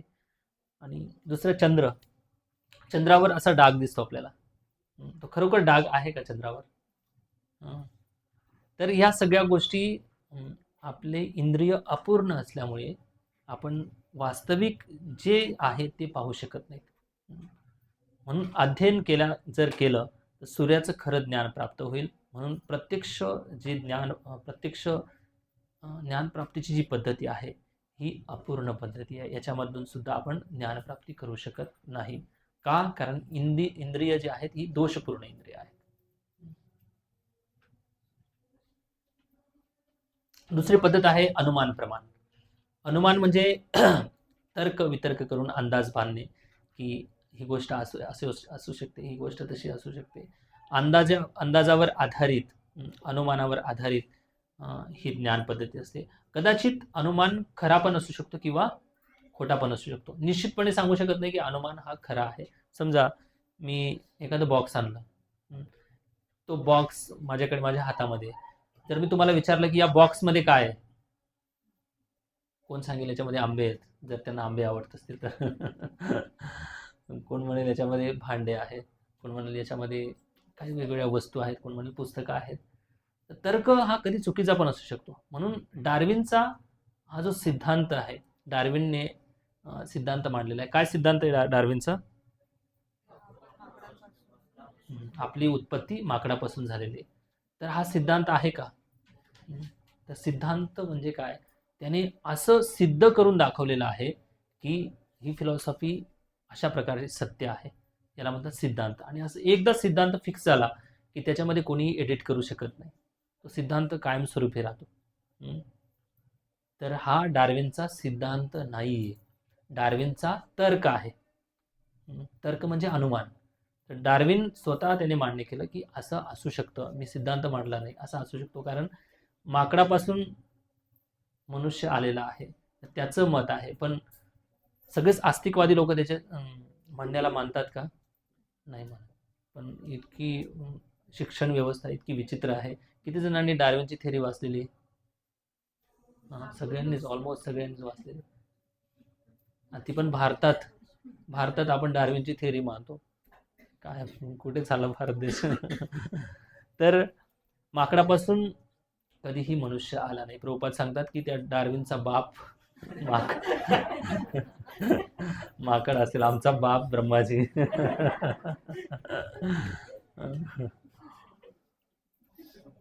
तर अंदाज जो आहे हा अंदाज कधी पण चुकीचा असू शकतो. एक उदाहरण सांगतो तुम्हाला. एक सायंटिस्ट होते आणि त्यांनी कॉक्रोच जे आहे ना, ज्याची चटणी बनवतात, भारतात नाही चायनामध्ये. तर कॉक्रोचवर त्यांनी PhD अभ्यास, खूप विश्लेषणात्मक अभ्यास करायचं ठरवलं. आणि त्याचा पहा निष्कर्ष कसा आला. त्याने एक टेबल घेतला, टेबलावर कॉक्रोचला ठेवलं. सुरुवातीला कॉक्रोचचा एक पाय कट केला आणि टेबल असा वाजवला. टेबल वाजवल्यानंतर कॉक्रोच चालायला लागला. भीती वाटते ना प्रत्येक प्राण्याला. चालायला लागला. परत दुसरा पाय तोडला, परत तिसरा, जेवढे पण होते तेवढे सगळे पाय तोडले. तोडल्यानंतर त्याने टेबल थपथपायला सुरुवात केली. तर कॉक्रोच हल्ला नाही जागेवरून. पुढे हल्ला नाही तो. तेव्हा त्याने निष्कर्ष हा काढला की जेव्हा कॉक्रोचचे सगळे पाय तोडले जातात तेव्हा कॉक्रोच बहिरा होतो.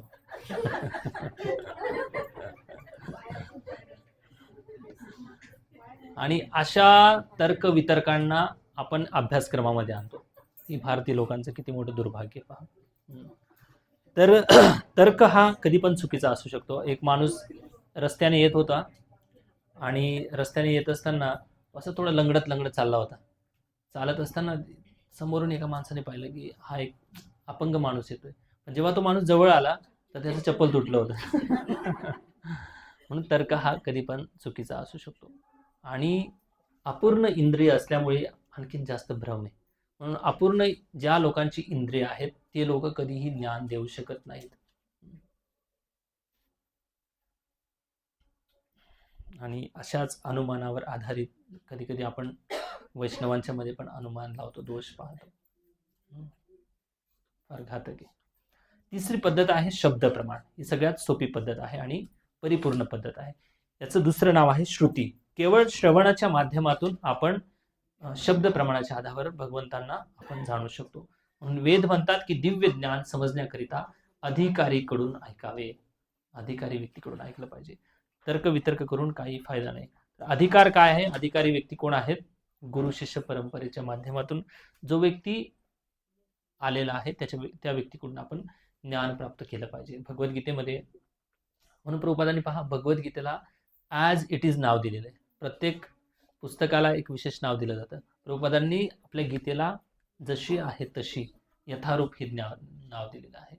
तर का याच्यावरून प्रभुपाद हे प्रमाणित करू इच्छितात की जे ज्ञान अर्जुनाला दिलं होतं भगवान श्रीकृष्णांनी तेच ज्ञान ना त्याच्यामध्ये एक ॲड केलेलं आहे ना एक कमी केलेलं आहे. जसं होतं तसं ॲज इट इज ज्ञान तुमच्यापर्यंत पोहोचलेले. म्हणून हे ॲज इट इज आहे. म्हणून हे यथारूप आहे. आणि याला सगळ्यात मोठा आहे परंपरा. जो परंपरेच्या माध्यमातून ज्ञान प्राप्त करेल त्याला निश्चित भगवंतांची प्राप्ती होऊ शकते. उदाहरण देतात प्रभुपाद की समजा आकाशवाणी केंद्रातील अधिकारी व्यक्तीकडून जे पत्रक येतं, जुन्या काळातलं सगळं उदाहरण आहे.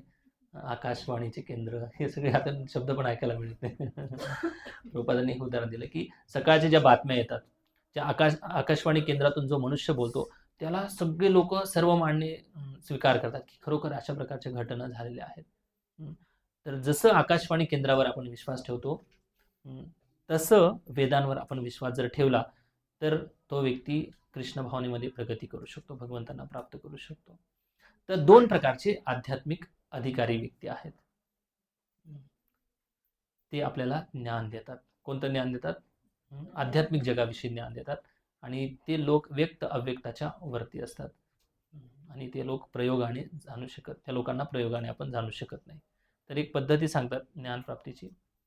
एक आहे निर्विशेषवादी लोक आहेत जे ज्ञानप्राप्तच्या परंपरेमध्ये येतात. आणि दुसरे आहेत वैष्णव पद्धती. तर बोर्डवर यावं लागेल यासाठी. निर्विशेषवाद आणि मायावाद. काल कोणी प्रश्न विचारला होता? हा, थोडंसं खिचडी जी असते ना, खिचडी किती जण खाल्ली? सगळ्यांनीच खाल्ली. तर आता थोडंसं आपण काय करू, खिचडीमध्ये काय काय टाकतो आपण? इन्ग्रेडियंट्स काय काय असतं? भाज्या. तुम्हाला जास्त भाज्या आवडतात का? दिसतं ना याच्यामध्ये? ओके. आवाज येत नाही. काही ऑप्शन नाही. कॉर्डलेस माईक आणा. येतोय आवाज ना? तसा आवाज माझा मोठा आहे ना, येतो आवाज. माईकमध्ये ऐकण्याची सवय झाली ना, मग असा आवाज कमी वाटतो. ओके. तर आपण काय करू, थोडं खिचडीमध्ये डाळ, तांदूळ, भाज्या, मसाला, मिरची थोडंसं वेगवेगळं करू. कारण भारतामध्ये विशेष करून हिंदू धर्मामध्ये ज्ञानाची एवढी खिचडी झालेली आहे की अनेक लोकांनी संप्रदाय सुरू केले, अनेक लोकांनी आपला सिद्धांत सुरू केला, अनेक लोकांनी संस्था सुरू केल्यात आणि त्यांना अशा लोकांच्या भूलभुलैया संप्रदायामध्ये लोक जातात आणि त्यांची स्वतःची श्रद्धेची फसवणूक करून घेतात. तर ही थोडी खिचडी भरपूर आहे, पण थोडंसं मी वैदिक ज्ञानाच्या आधारावर तुम्हाला समजून सांगेन.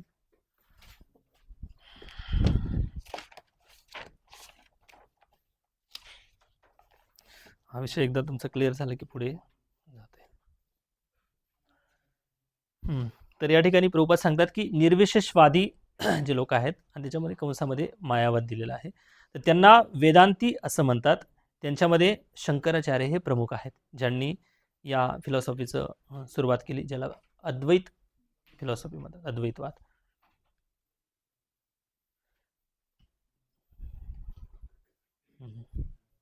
तर सुरुवातीला त्यांना असा प्रचार का करावा लागला, त्याच्या अगोदर पार्श्वभूमी अशी आहे. कोण सांगेल? ब्रह्मचारी सांगा. नाही नाही. हां ओके.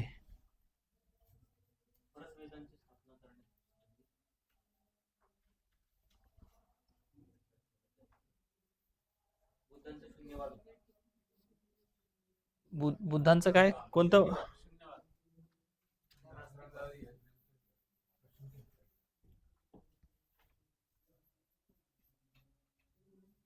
बरोबर का? बौद्धवाद.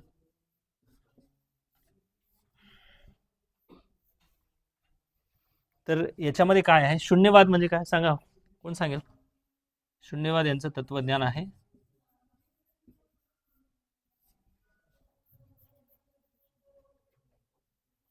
शून्यवाद म्हणजे आपल्यामध्ये जेवढ्या इच्छा आहेत ना, त्या सर्व इच्छांना शून्य करणे, याला शून्यवाद म्हणतात.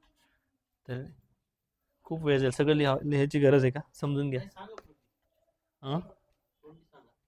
हां, तर बुद्धिझम म्हणजे काय? त्यांची फिलॉसॉफी काय आहे?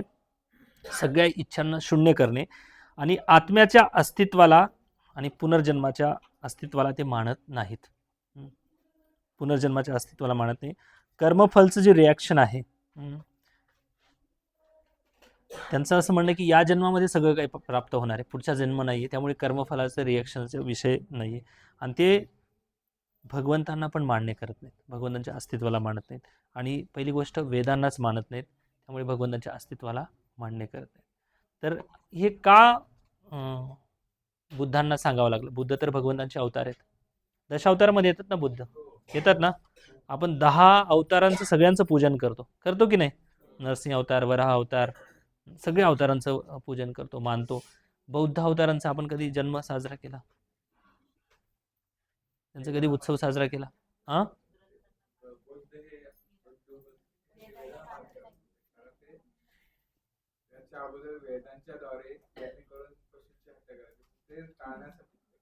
हां, व्हेरी गुड. पूर्वी लोक वेदांचा एवढा मिसयूज करत होते, वेदांच्या आधारावर ते लोक सर्रासपणे पशूंची हत्या करत होते. आणि इतके पशूंची हत्या करत असल्यामुळे भगवंतांना बुद्ध म्हणून जन्माला यावं लागलं आणि लोकांच्या मध्ये समाजामध्ये जाऊन त्यांनी वेदांना अमान्य करून नास्तिकवादाचा, शून्यवादाचा प्रचार केला. तर साक्षात भगवंत आहेत बुद्ध, विष्णू अवतार आहेत, 10 अवतारामध्ये वर्णन येतं. तर आपल्या आचार्यांनी इथपर्यंत सांगितलं, जर स्वतः भगवंत जरी आले आणि शास्त्राचं जर ते चुकीचा अर्थ सांगत असतील तरी आपण त्यांना फक्त प्रणाम करतो, याच्या पलीकडे काय करू शकत नाही तुम्ही. जर तुम्हाला आमच्याकडून गुणगान करून घ्यायचे, पूजा करून घ्यायची, तर तुम्हाला आमच्या भक्तीच्या शास्त्रांच्या अनुकूल तुम्हाला लीला करावी लागतील. तेव्हा तुम्हाला आम्ही स्वीकार करू. ठीक आहे. तर एवढे आपले आचार्य महान आहेत. तर हे झालं बौद्धांची फिलॉसॉफी. दुसरं आहे ते स्लाइडमध्ये दिसतं ना, निर्विशेषवाद. निर्विशेषवाद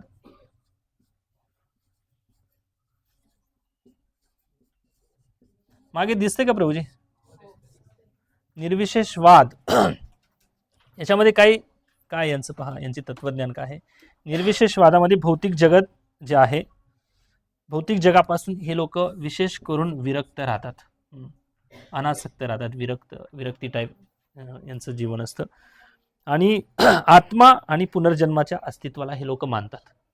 आपण आत्मा आहोत हे मान्य करतात, पुनर्जन्माला पण हे स्वीकार करतात, कर्मफलच्या रिॲक्शनला मानतात निर्विशेषवादी लोक.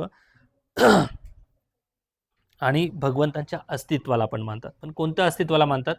भगवंतांच्या निराकाराला मानतात. काल तुम्हाला दाखवलं होतं ना मी, असं एक ब्रह्मज्योती जी आहे आध्यात्मिक जगातली, तर या ब्रह्मज्योतीला हे लोक निर्विशेषवादी निराकार याला मानतात. तर या निर्विशेषवादामध्ये दोन विभाग पडतात. एक आहेत ब्रह्मवाद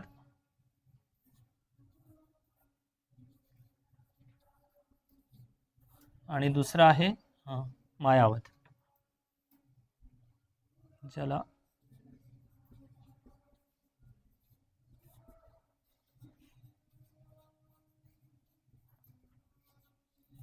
ज्याला अद्वैतवाद असं देखील म्हणतात. ठीक आहे. ब्रह्मवाद, मायावाद आणि अद्वैतवाद हा एक भाग आहे. दुसरा आहे मायावाद. तर ब्रह्मवाद ही जी पद्धती आहे ही अधिकृत आहे की अनधिकृत आहे? तू नका बोलू, ब्रह्मचारी नका बोलू, बोला माताजी, तुमच्यापैकी कोण बोलेल? ब्रह्मवाद ही जी पद्धती आहे, कालच्या क्लासमध्ये जी आपण ऐकलं त्याच्या आधारावर बोला की ब्रह्मवाद जर का अधिकृत आहे यांनी सांगितल्याप्रमाणे, तर तुम्ही सिद्ध करून दाखवा की ब्रह्मवाद ही अधिकृत कशी पद्धती आहे. मागे प्रभूजी. येस.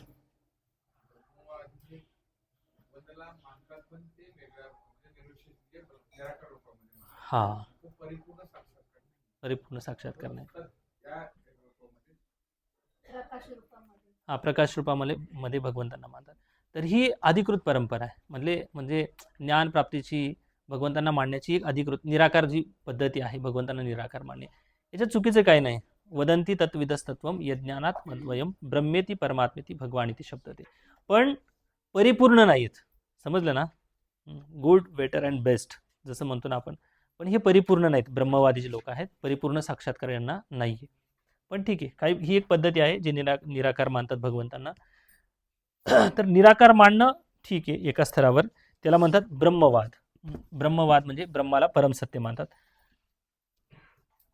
निराकार ज्योतीला मानतात. आणि हे लोक ईश्वराच्या स्वरूपाला मानतात पण ब्रह्मस्वरूपामध्ये मानतात. आणि यांचं जे ज्ञान आहे, या ब्रह्मज्योतीच्या पलीकडे वैकुंठ लोक आहे. वैकुंठ लोकाबद्दल यांना ज्ञान आहे की नाही माहिती नाही, पण त्यांना ॲक्सेप्ट करायचंच नाही, स्वीकार करायचं नाही की वैकुंठ लोक नावाचं लोक आहे. यांचा पोच इथपर्यंतच आहे, इथपर्यंतच पोचतात, ब्रह्मज्योतीपर्यंत. आता थोडंसं टर्न घेऊ आपण. ब्रह्मवाद ठीक आहे. आता या ब्रह्मवाद, निर्विशेषवाद आणि मायावाद याच्यामध्ये खूप मोठा फरक आहे. इथपर्यंत हे ठीक होतं, पण मायावाद काय गडबड आहे थोडंसं चर्चा करू.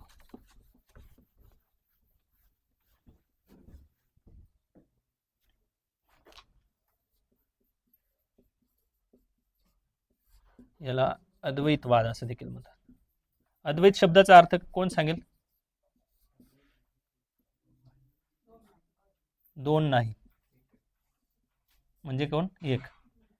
सांगा, एक म्हणजे काय? तुम्ही नका बोलू, सांगा प्रभूजी मागे. एक. अद्वैत म्हणजे काय? तुकाराम महाराज असं का म्हणतात? अद्वैताची वाणी नाही ऐकत मी कानी.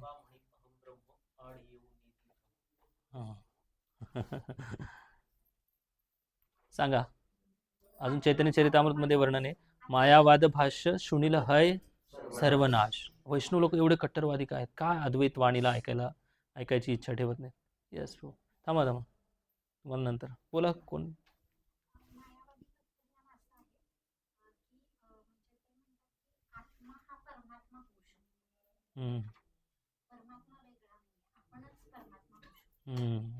Very good. तर त्यांचं म्हणणं असं आहे की ही जी ब्रह्मज्योती आहे, ही निराकार ब्रह्मज्योती, हे परमसत्य आहेत. सुप्रीम भगवंत हे परमसत्य आहेत. आणि जेव्हा ते अवतार घेतात याच्यामधून येतात, आणि जेव्हा ते अवतार लीला करतात पुन्हा ते याच्यामध्ये जातात. ही एक त्यांचा एक समज आहे. दुसरा, आत्मा माताजींनी सांगितल्याप्रमाणे स्वतःला ब्रह्म मानतात, आणि हे जे आहे हे परब्रह्म, याला पण ब्रह्म मानतात. आणि ते दोन गोष्टींचा विशेष करून चॅन्टिंग करतात, अहम ब्रह्मास्मी, अहम ब्रह्मास्मी, अहम ब्रह्मास्मी. अहम मतलब मी, ब्रह्म अस्मी म्हणजे मी ब्रह्म होणार आहे किंवा ब्रह्म आहे. कसा? फक्त अहम ब्रह्मास्मीचा जप करून. प्रभुपाद सांगतात की असं एक व्यक्ती अहम ब्रह्मास्मीचा जप करत करत रस्त्यावरून जात होता, आणि जात असताना तिकडून हत्ती आला. हत्तीने त्या माणसाला सोंडेमध्ये धरलं आणि आपडलं, आणि आपडल्यानंतर पण तो माणूस म्हणतो की अहम ब्रह्मास्मी, अहम ब्रह्मास्मी. म्हणजे काय? मी भगवंत आहे, मी भगवंत आहे असं म्हणून कोणी भगवंत बनतं का? नाही बनत भगवंत. तर ही याच्यामध्ये खूप मोठे मोठे लोक आहेत. नाव नाही घेत मी तुम्हाला. तर अद्वैतवाद जे आहे, याला अद्वैतवाद म्हणजे आत्मा आणि परमात्म्याला ते एकत्व मानतात. पण वैष्णव जे लोक आहेत आत्मा आणि परमात्म्याला एक मानत नाहीत, वेगवेगळे मानतात. येस.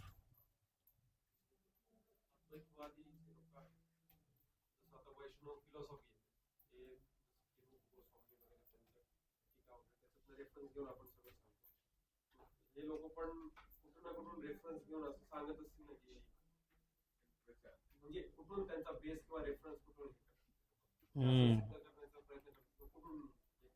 त्यांचं एक शारीरिक भाष्य आहे. जसं आपलं गोविंद भाष्य आहे. प्रत्येक संप्रदायाचं एक विशेष भाष्य असतं.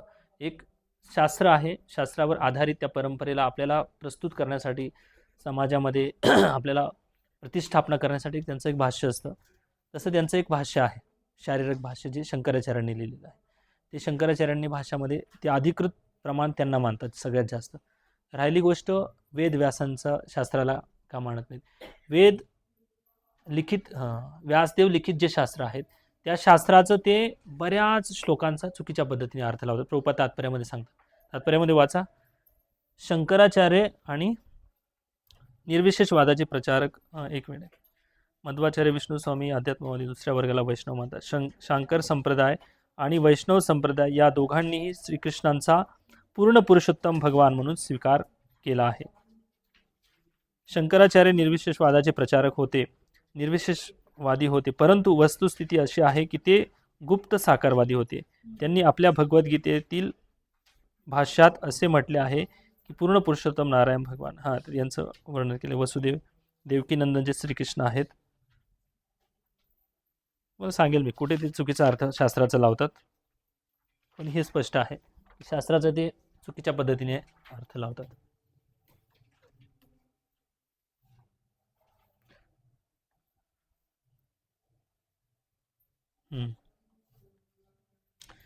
आता त्यांचं काय म्हणणं आहे की जे ब्रह्म आहे, जो आपण आत्मा आहोत, हा आत्मा एका मायेच्या पडद्याच्या आड आहे.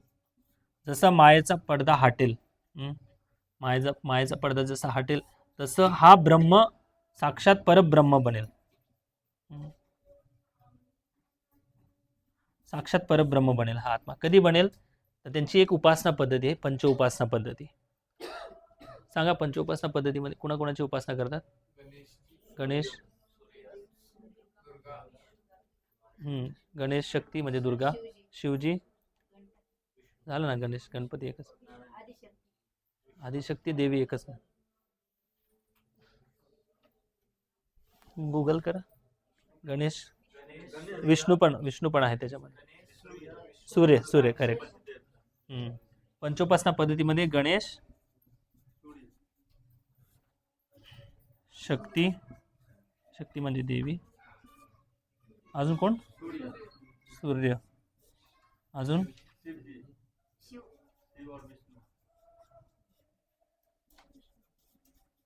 तर ही पंचोपासना पद्धती आहे. या पंचोपासना पद्धतीच्या माध्यमातून ते लोक म्हणजे यांना फक्त साधन म्हणून मानतात. हे साध्य नाही, साधन म्हणून मानतात. एकदा त्यांना यांची उपासना करत करत, यांच्यापैकी तुम्ही कोणाची उपासना करा, उपासना करत करत त्यांना असं साक्षात्कार होईल की मी ब्रह्म आहे. जेव्हा ते मुक्त होतील तेव्हा या परब्रह्मामध्ये विलीन होतील, अशी त्यांची धारणा आहे. आणि ते असं मानतात की आपण पण भगवंत आहोत, पण मायेमध्ये पडल्यामुळे आपण आपलं खरी ओळख विसरलेलो आहोत. तर ही अद्वैतवादीची फिलॉसॉफी आहे. प्रभूजी, येस. ते ब्रह्मवादी आणि मानवादी यांच्यासाठी भगवंत म्हणजे फक्त ते लाईटच असतं, लाईट. हो. दोघांसाठी सिमिलर. त्यामुळेच म्हणून ना खूप खिचडी आहे. तर खिचडी यासाठी की बऱ्याच काही गोष्टी साम्य आहेत, काही गोष्टी मतभेद आहेत दोघांच्या तिघांच्या मध्ये.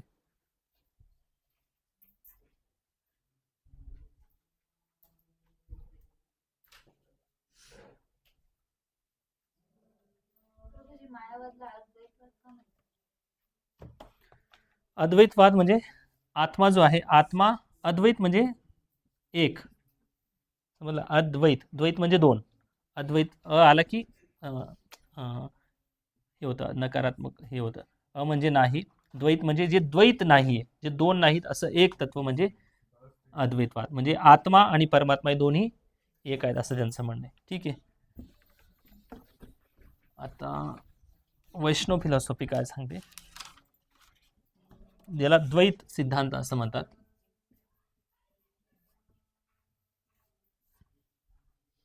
द्वैत सिद्धांत कधी प्राप्त होतो? बहुनाम जन्मनामांते ज्ञानवान्मा प्रपद्यन्ते वासुदेव सर्वमिती स महात्मा सुदुर्लभम. असा महात्मा दैवी प्रकृतीम आश्रित. कोणता श्लोक आहे नारायण प्रभू?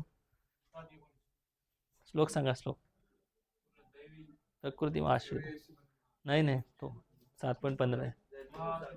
महात्मानस्तु माम पार्थ दैवी प्रकृतीम आश्रित. अनेक जन्मानंतर एक व्यक्ती भगवंताच्या चरणास येतो आणि तो आल्यानंतर दैवी प्रकृतीच्या म्हणजे श्रीमती राधाराणी भक्तीच्या संपर्कात येऊन एक भक्त बनण्याचा प्रयत्न करतो. द्वैत सिद्धांत म्हणजे भगवान श्रीकृष्णांचं एक वैकुंठ लोक आहे. आणि श्रीमद भागवतम 1.3.28 कोणता श्लोक आहे?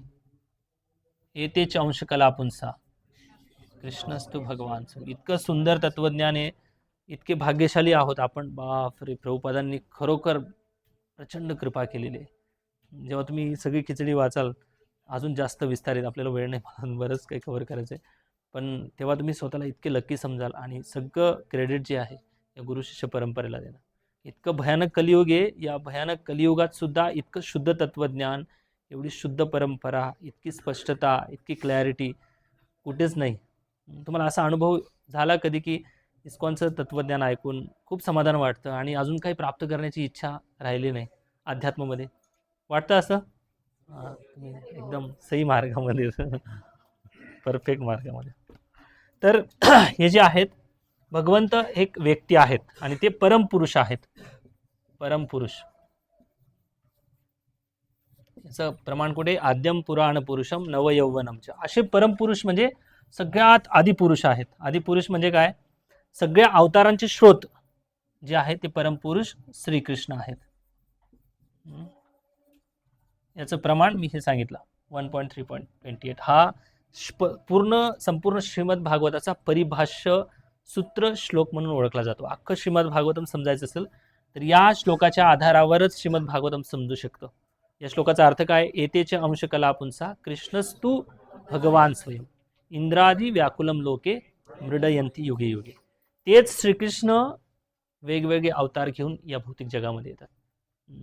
म्हणून मला एक जणांनी प्रश्न विचारला होता की तुम्ही श्रीकृष्णांचे उपासक आहेत, राधाकृष्णांची भक्ती करतात, युगल किशोर चैतन्य महाप्रभूंची शिकवण आहे, तर तुम्ही अन्य अवतारांचं पूजन, नरसिंह भगवानाची जयंती, वराह भगवंतांचं, श्रीराम भगवंतांचं का साजरा करता? तर आमचं असं होत राहते चर्चा. त्यांना फोनवर चर्चा करू, त्यांना मी समजून सांगत होतो की आमच्या आचार्यांनी आम्हाला हे शिकवलेलं आहे की समजा एखादा मनुष्य आहे आणि तो मनुष्य जेव्हा सकाळी उठतो, ऑफिसला जातो, ऑफिसचे ड्रेस घालतो आणि ऑफिसमध्ये जातो, आणि त्यांच्या घरामधला जो सेवक आहे, कुत्रा आहे, त्या ऑफिसच्या ड्रेसमध्ये पण तो कुत्रा त्या माणसाला ओळखतो. आणि जेव्हा घरी येतो, ड्रेस चेंज करतो, तेव्हा तो कुत्रा पण त्या मनुष्याला ओळखतो की नाही? ओळखतो. नाईट ड्रेसमध्ये पण ओळखतो, सकाळी पण ओळखतो, रात्री पण ओळखतो, कोणत्याही ड्रेसमध्ये असू दे त्या माणसाला ओळखतो कुत्रा. तसं आम्ही त्या परमपुरुष श्रीकृष्णांचे सेवक आहोत. आणि असे हे परमपुरुष श्रीकृष्ण जेव्हा वेगवेगळे अवतार घेऊन येतात, कधी रामाच्या अवतारामध्ये येतात, कधी नरसिंह भगवंत बनून येतात, कधी वराह भगवंत बनून येतात, तर त्या सर्व अवतारांना आम्ही माझे परमप्रिय श्रीकृष्ण वराह अवतारामध्ये येऊन पृथ्वीचं रक्षण करतात. अशा भावनेमध्ये आम्ही इतर अवतारांचं पूजन आणि गुणगान करत असतो. तर ही पद्धती आहे. तर साकारवादी लोक जे द्वैत सिद्धांत आहे आपला, द्वैत म्हणजे दोन, आत्मा आणि परमात्मा, हे दोन्हीही वेगवेगळे आहेत.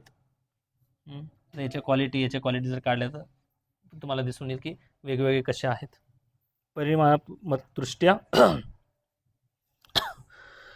आणि अशा परमपुरुष भगवंतांशी आमचं काय संबंध आहे, रिलेशन आहे. तो संबंध कशामध्ये आहे? 5 रसांमध्ये संबंध आहे. सांगा 5 रस.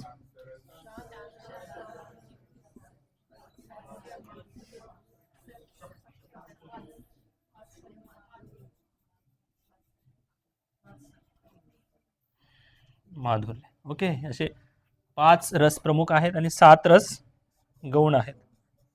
गौण रस आणि मुख्य रस याच्यामध्ये फरक काय, कोण सांगेल? भक्तिरसम सिंधूमध्ये आहे ना असं. श्रीमद भागवतमध्ये प्रभुपाद 1.1.2 धर्मप्रोजित कैतवच्या तात्पर्यामध्ये सांगतात, पहिल्याच पॅरेग्राफमध्ये हे 5 रस आणि गौण रसाचं वर्णन. गौण रस म्हणजे काय, कोण सांगेल?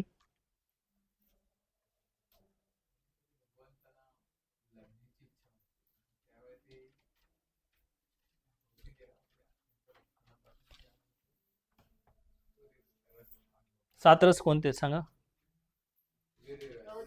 रुद्र, हां, विभत्स, आश्चर्य वाटणे, करुण, जेव्हा ह्या रसांमध्ये हे गौण म्हणजे काय, हा रस प्रधान असतो, किंवा हा रस कोणताही रस द्या, ह्याचं सोडून द्या, 1 2 3 4 हा प्रधान असतो.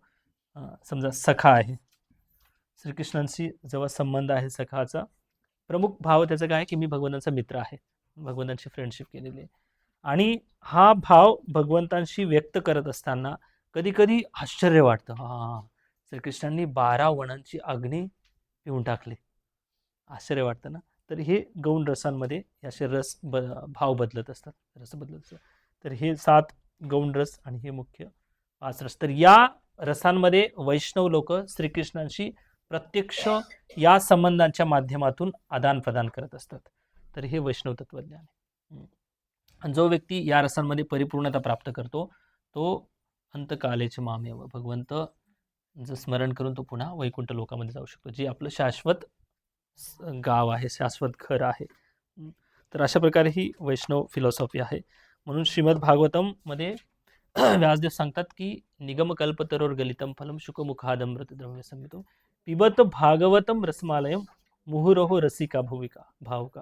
हे भावुक भक्तगणो, रसांमध्ये आदान प्रदान ज्याला यांच्याशी करायचे, कारण हे परमपुरुष श्रीकृष्ण रसराज आहेत.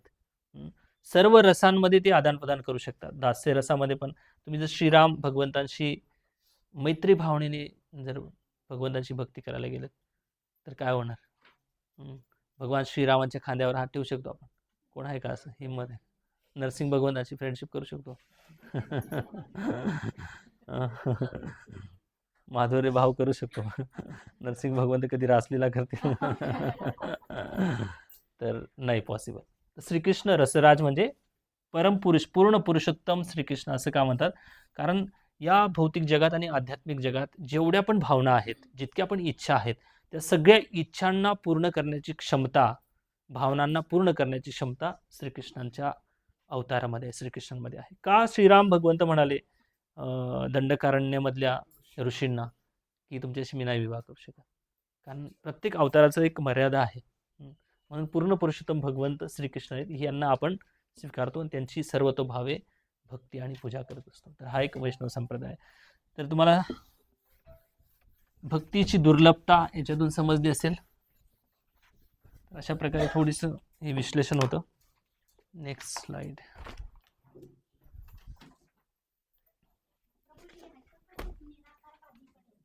निराकार तेच निर्विशेषवाद, जे भगवंतांच्या अस्तित्वाला आकार मान्य करत नाही. जे त्या ब्रह्म प्रकाशालाच परम सत्य मानतात. व्यक्तीला परम सत्य मानत नाही. समाजामध्ये प्रभू अधिक प्रमाणात 99%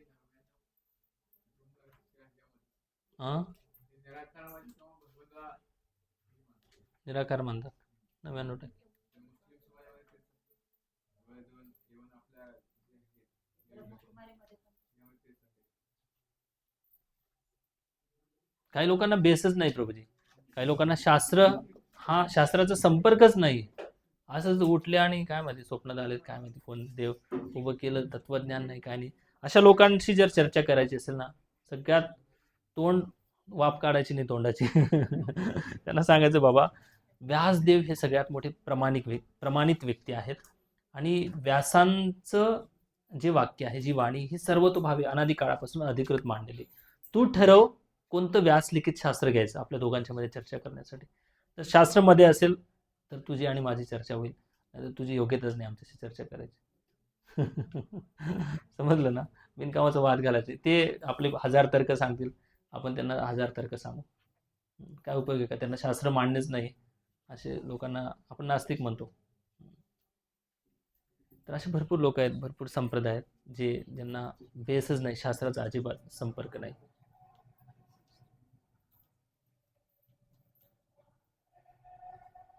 तर प्रभुपाद सांगतात की शंकराचार्य जे आहेत हे गुप्त साकारवादी होते. गुप्त साकारवादी म्हणजे त्यांचा आंतरिक उद्देश साकारवादी होणे, म्हणजे साकारवादी ही भावना होती. पण बाह्य रूपाने त्यांना या शून्यवादाचं खंडन करायचं होतं. शून्यवाद कोणाचा होता?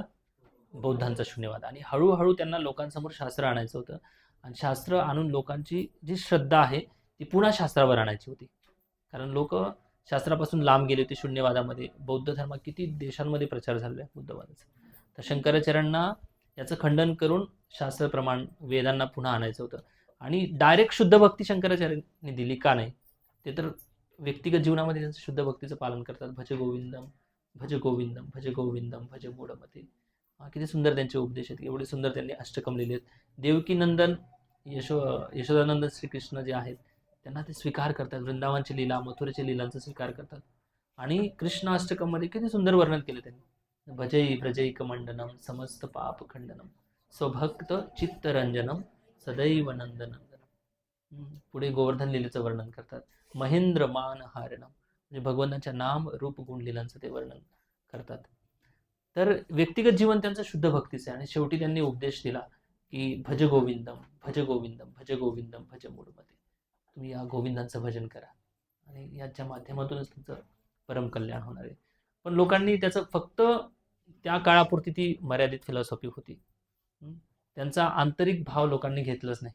शंकराचार्यांना काय समाजाला द्यायचं होतं त्या काळापुरतं त्या लोकांना शास्त्रावर आणण्यासाठी एक स्टेप, समजा एक 10 पायऱ्या आहेत, 10व्या पायरीवरून डायरेक्ट पहिल्या पायरीवर कितीतरी उड्या मारणार असला नाही येऊ शकत. त्याला एक स्टेप बाय स्टेप यावं लागतं. तशी ही स्टेप बाय स्टेपची परंपरा आहे. ही परंपरा श्री चैतन्य महाप्रभूंपर्यंत कशी आली काळाच्या ओघामध्ये. नंतर रामानुजाचार्य आले, नंतर मध्वाचार्य आले. यांनी वैष्णव तत्वज्ञानाचा प्रचार केला. मायावाद्याचं जागोजागी त्यांनी खंडन केलेलं आहे. त्यानंतर श्री चैतन्य महाप्रभू आले. महाप्रभूंनी सुद्धा मायावादीचं खंडन केलं. हे कोण होते? जगन्नाथपुरीमध्ये सार्वभौम भट्टाचार्य. सार्वभौम भट्टाचार्य इतके मोठे पंडित होते, चैतन्य महाप्रभूंनी त्यांना पूर्णपणे हरवलं आणि त्यांनी चैतन्य महाप्रभूंचं दास्यत्व स्वीकारलं.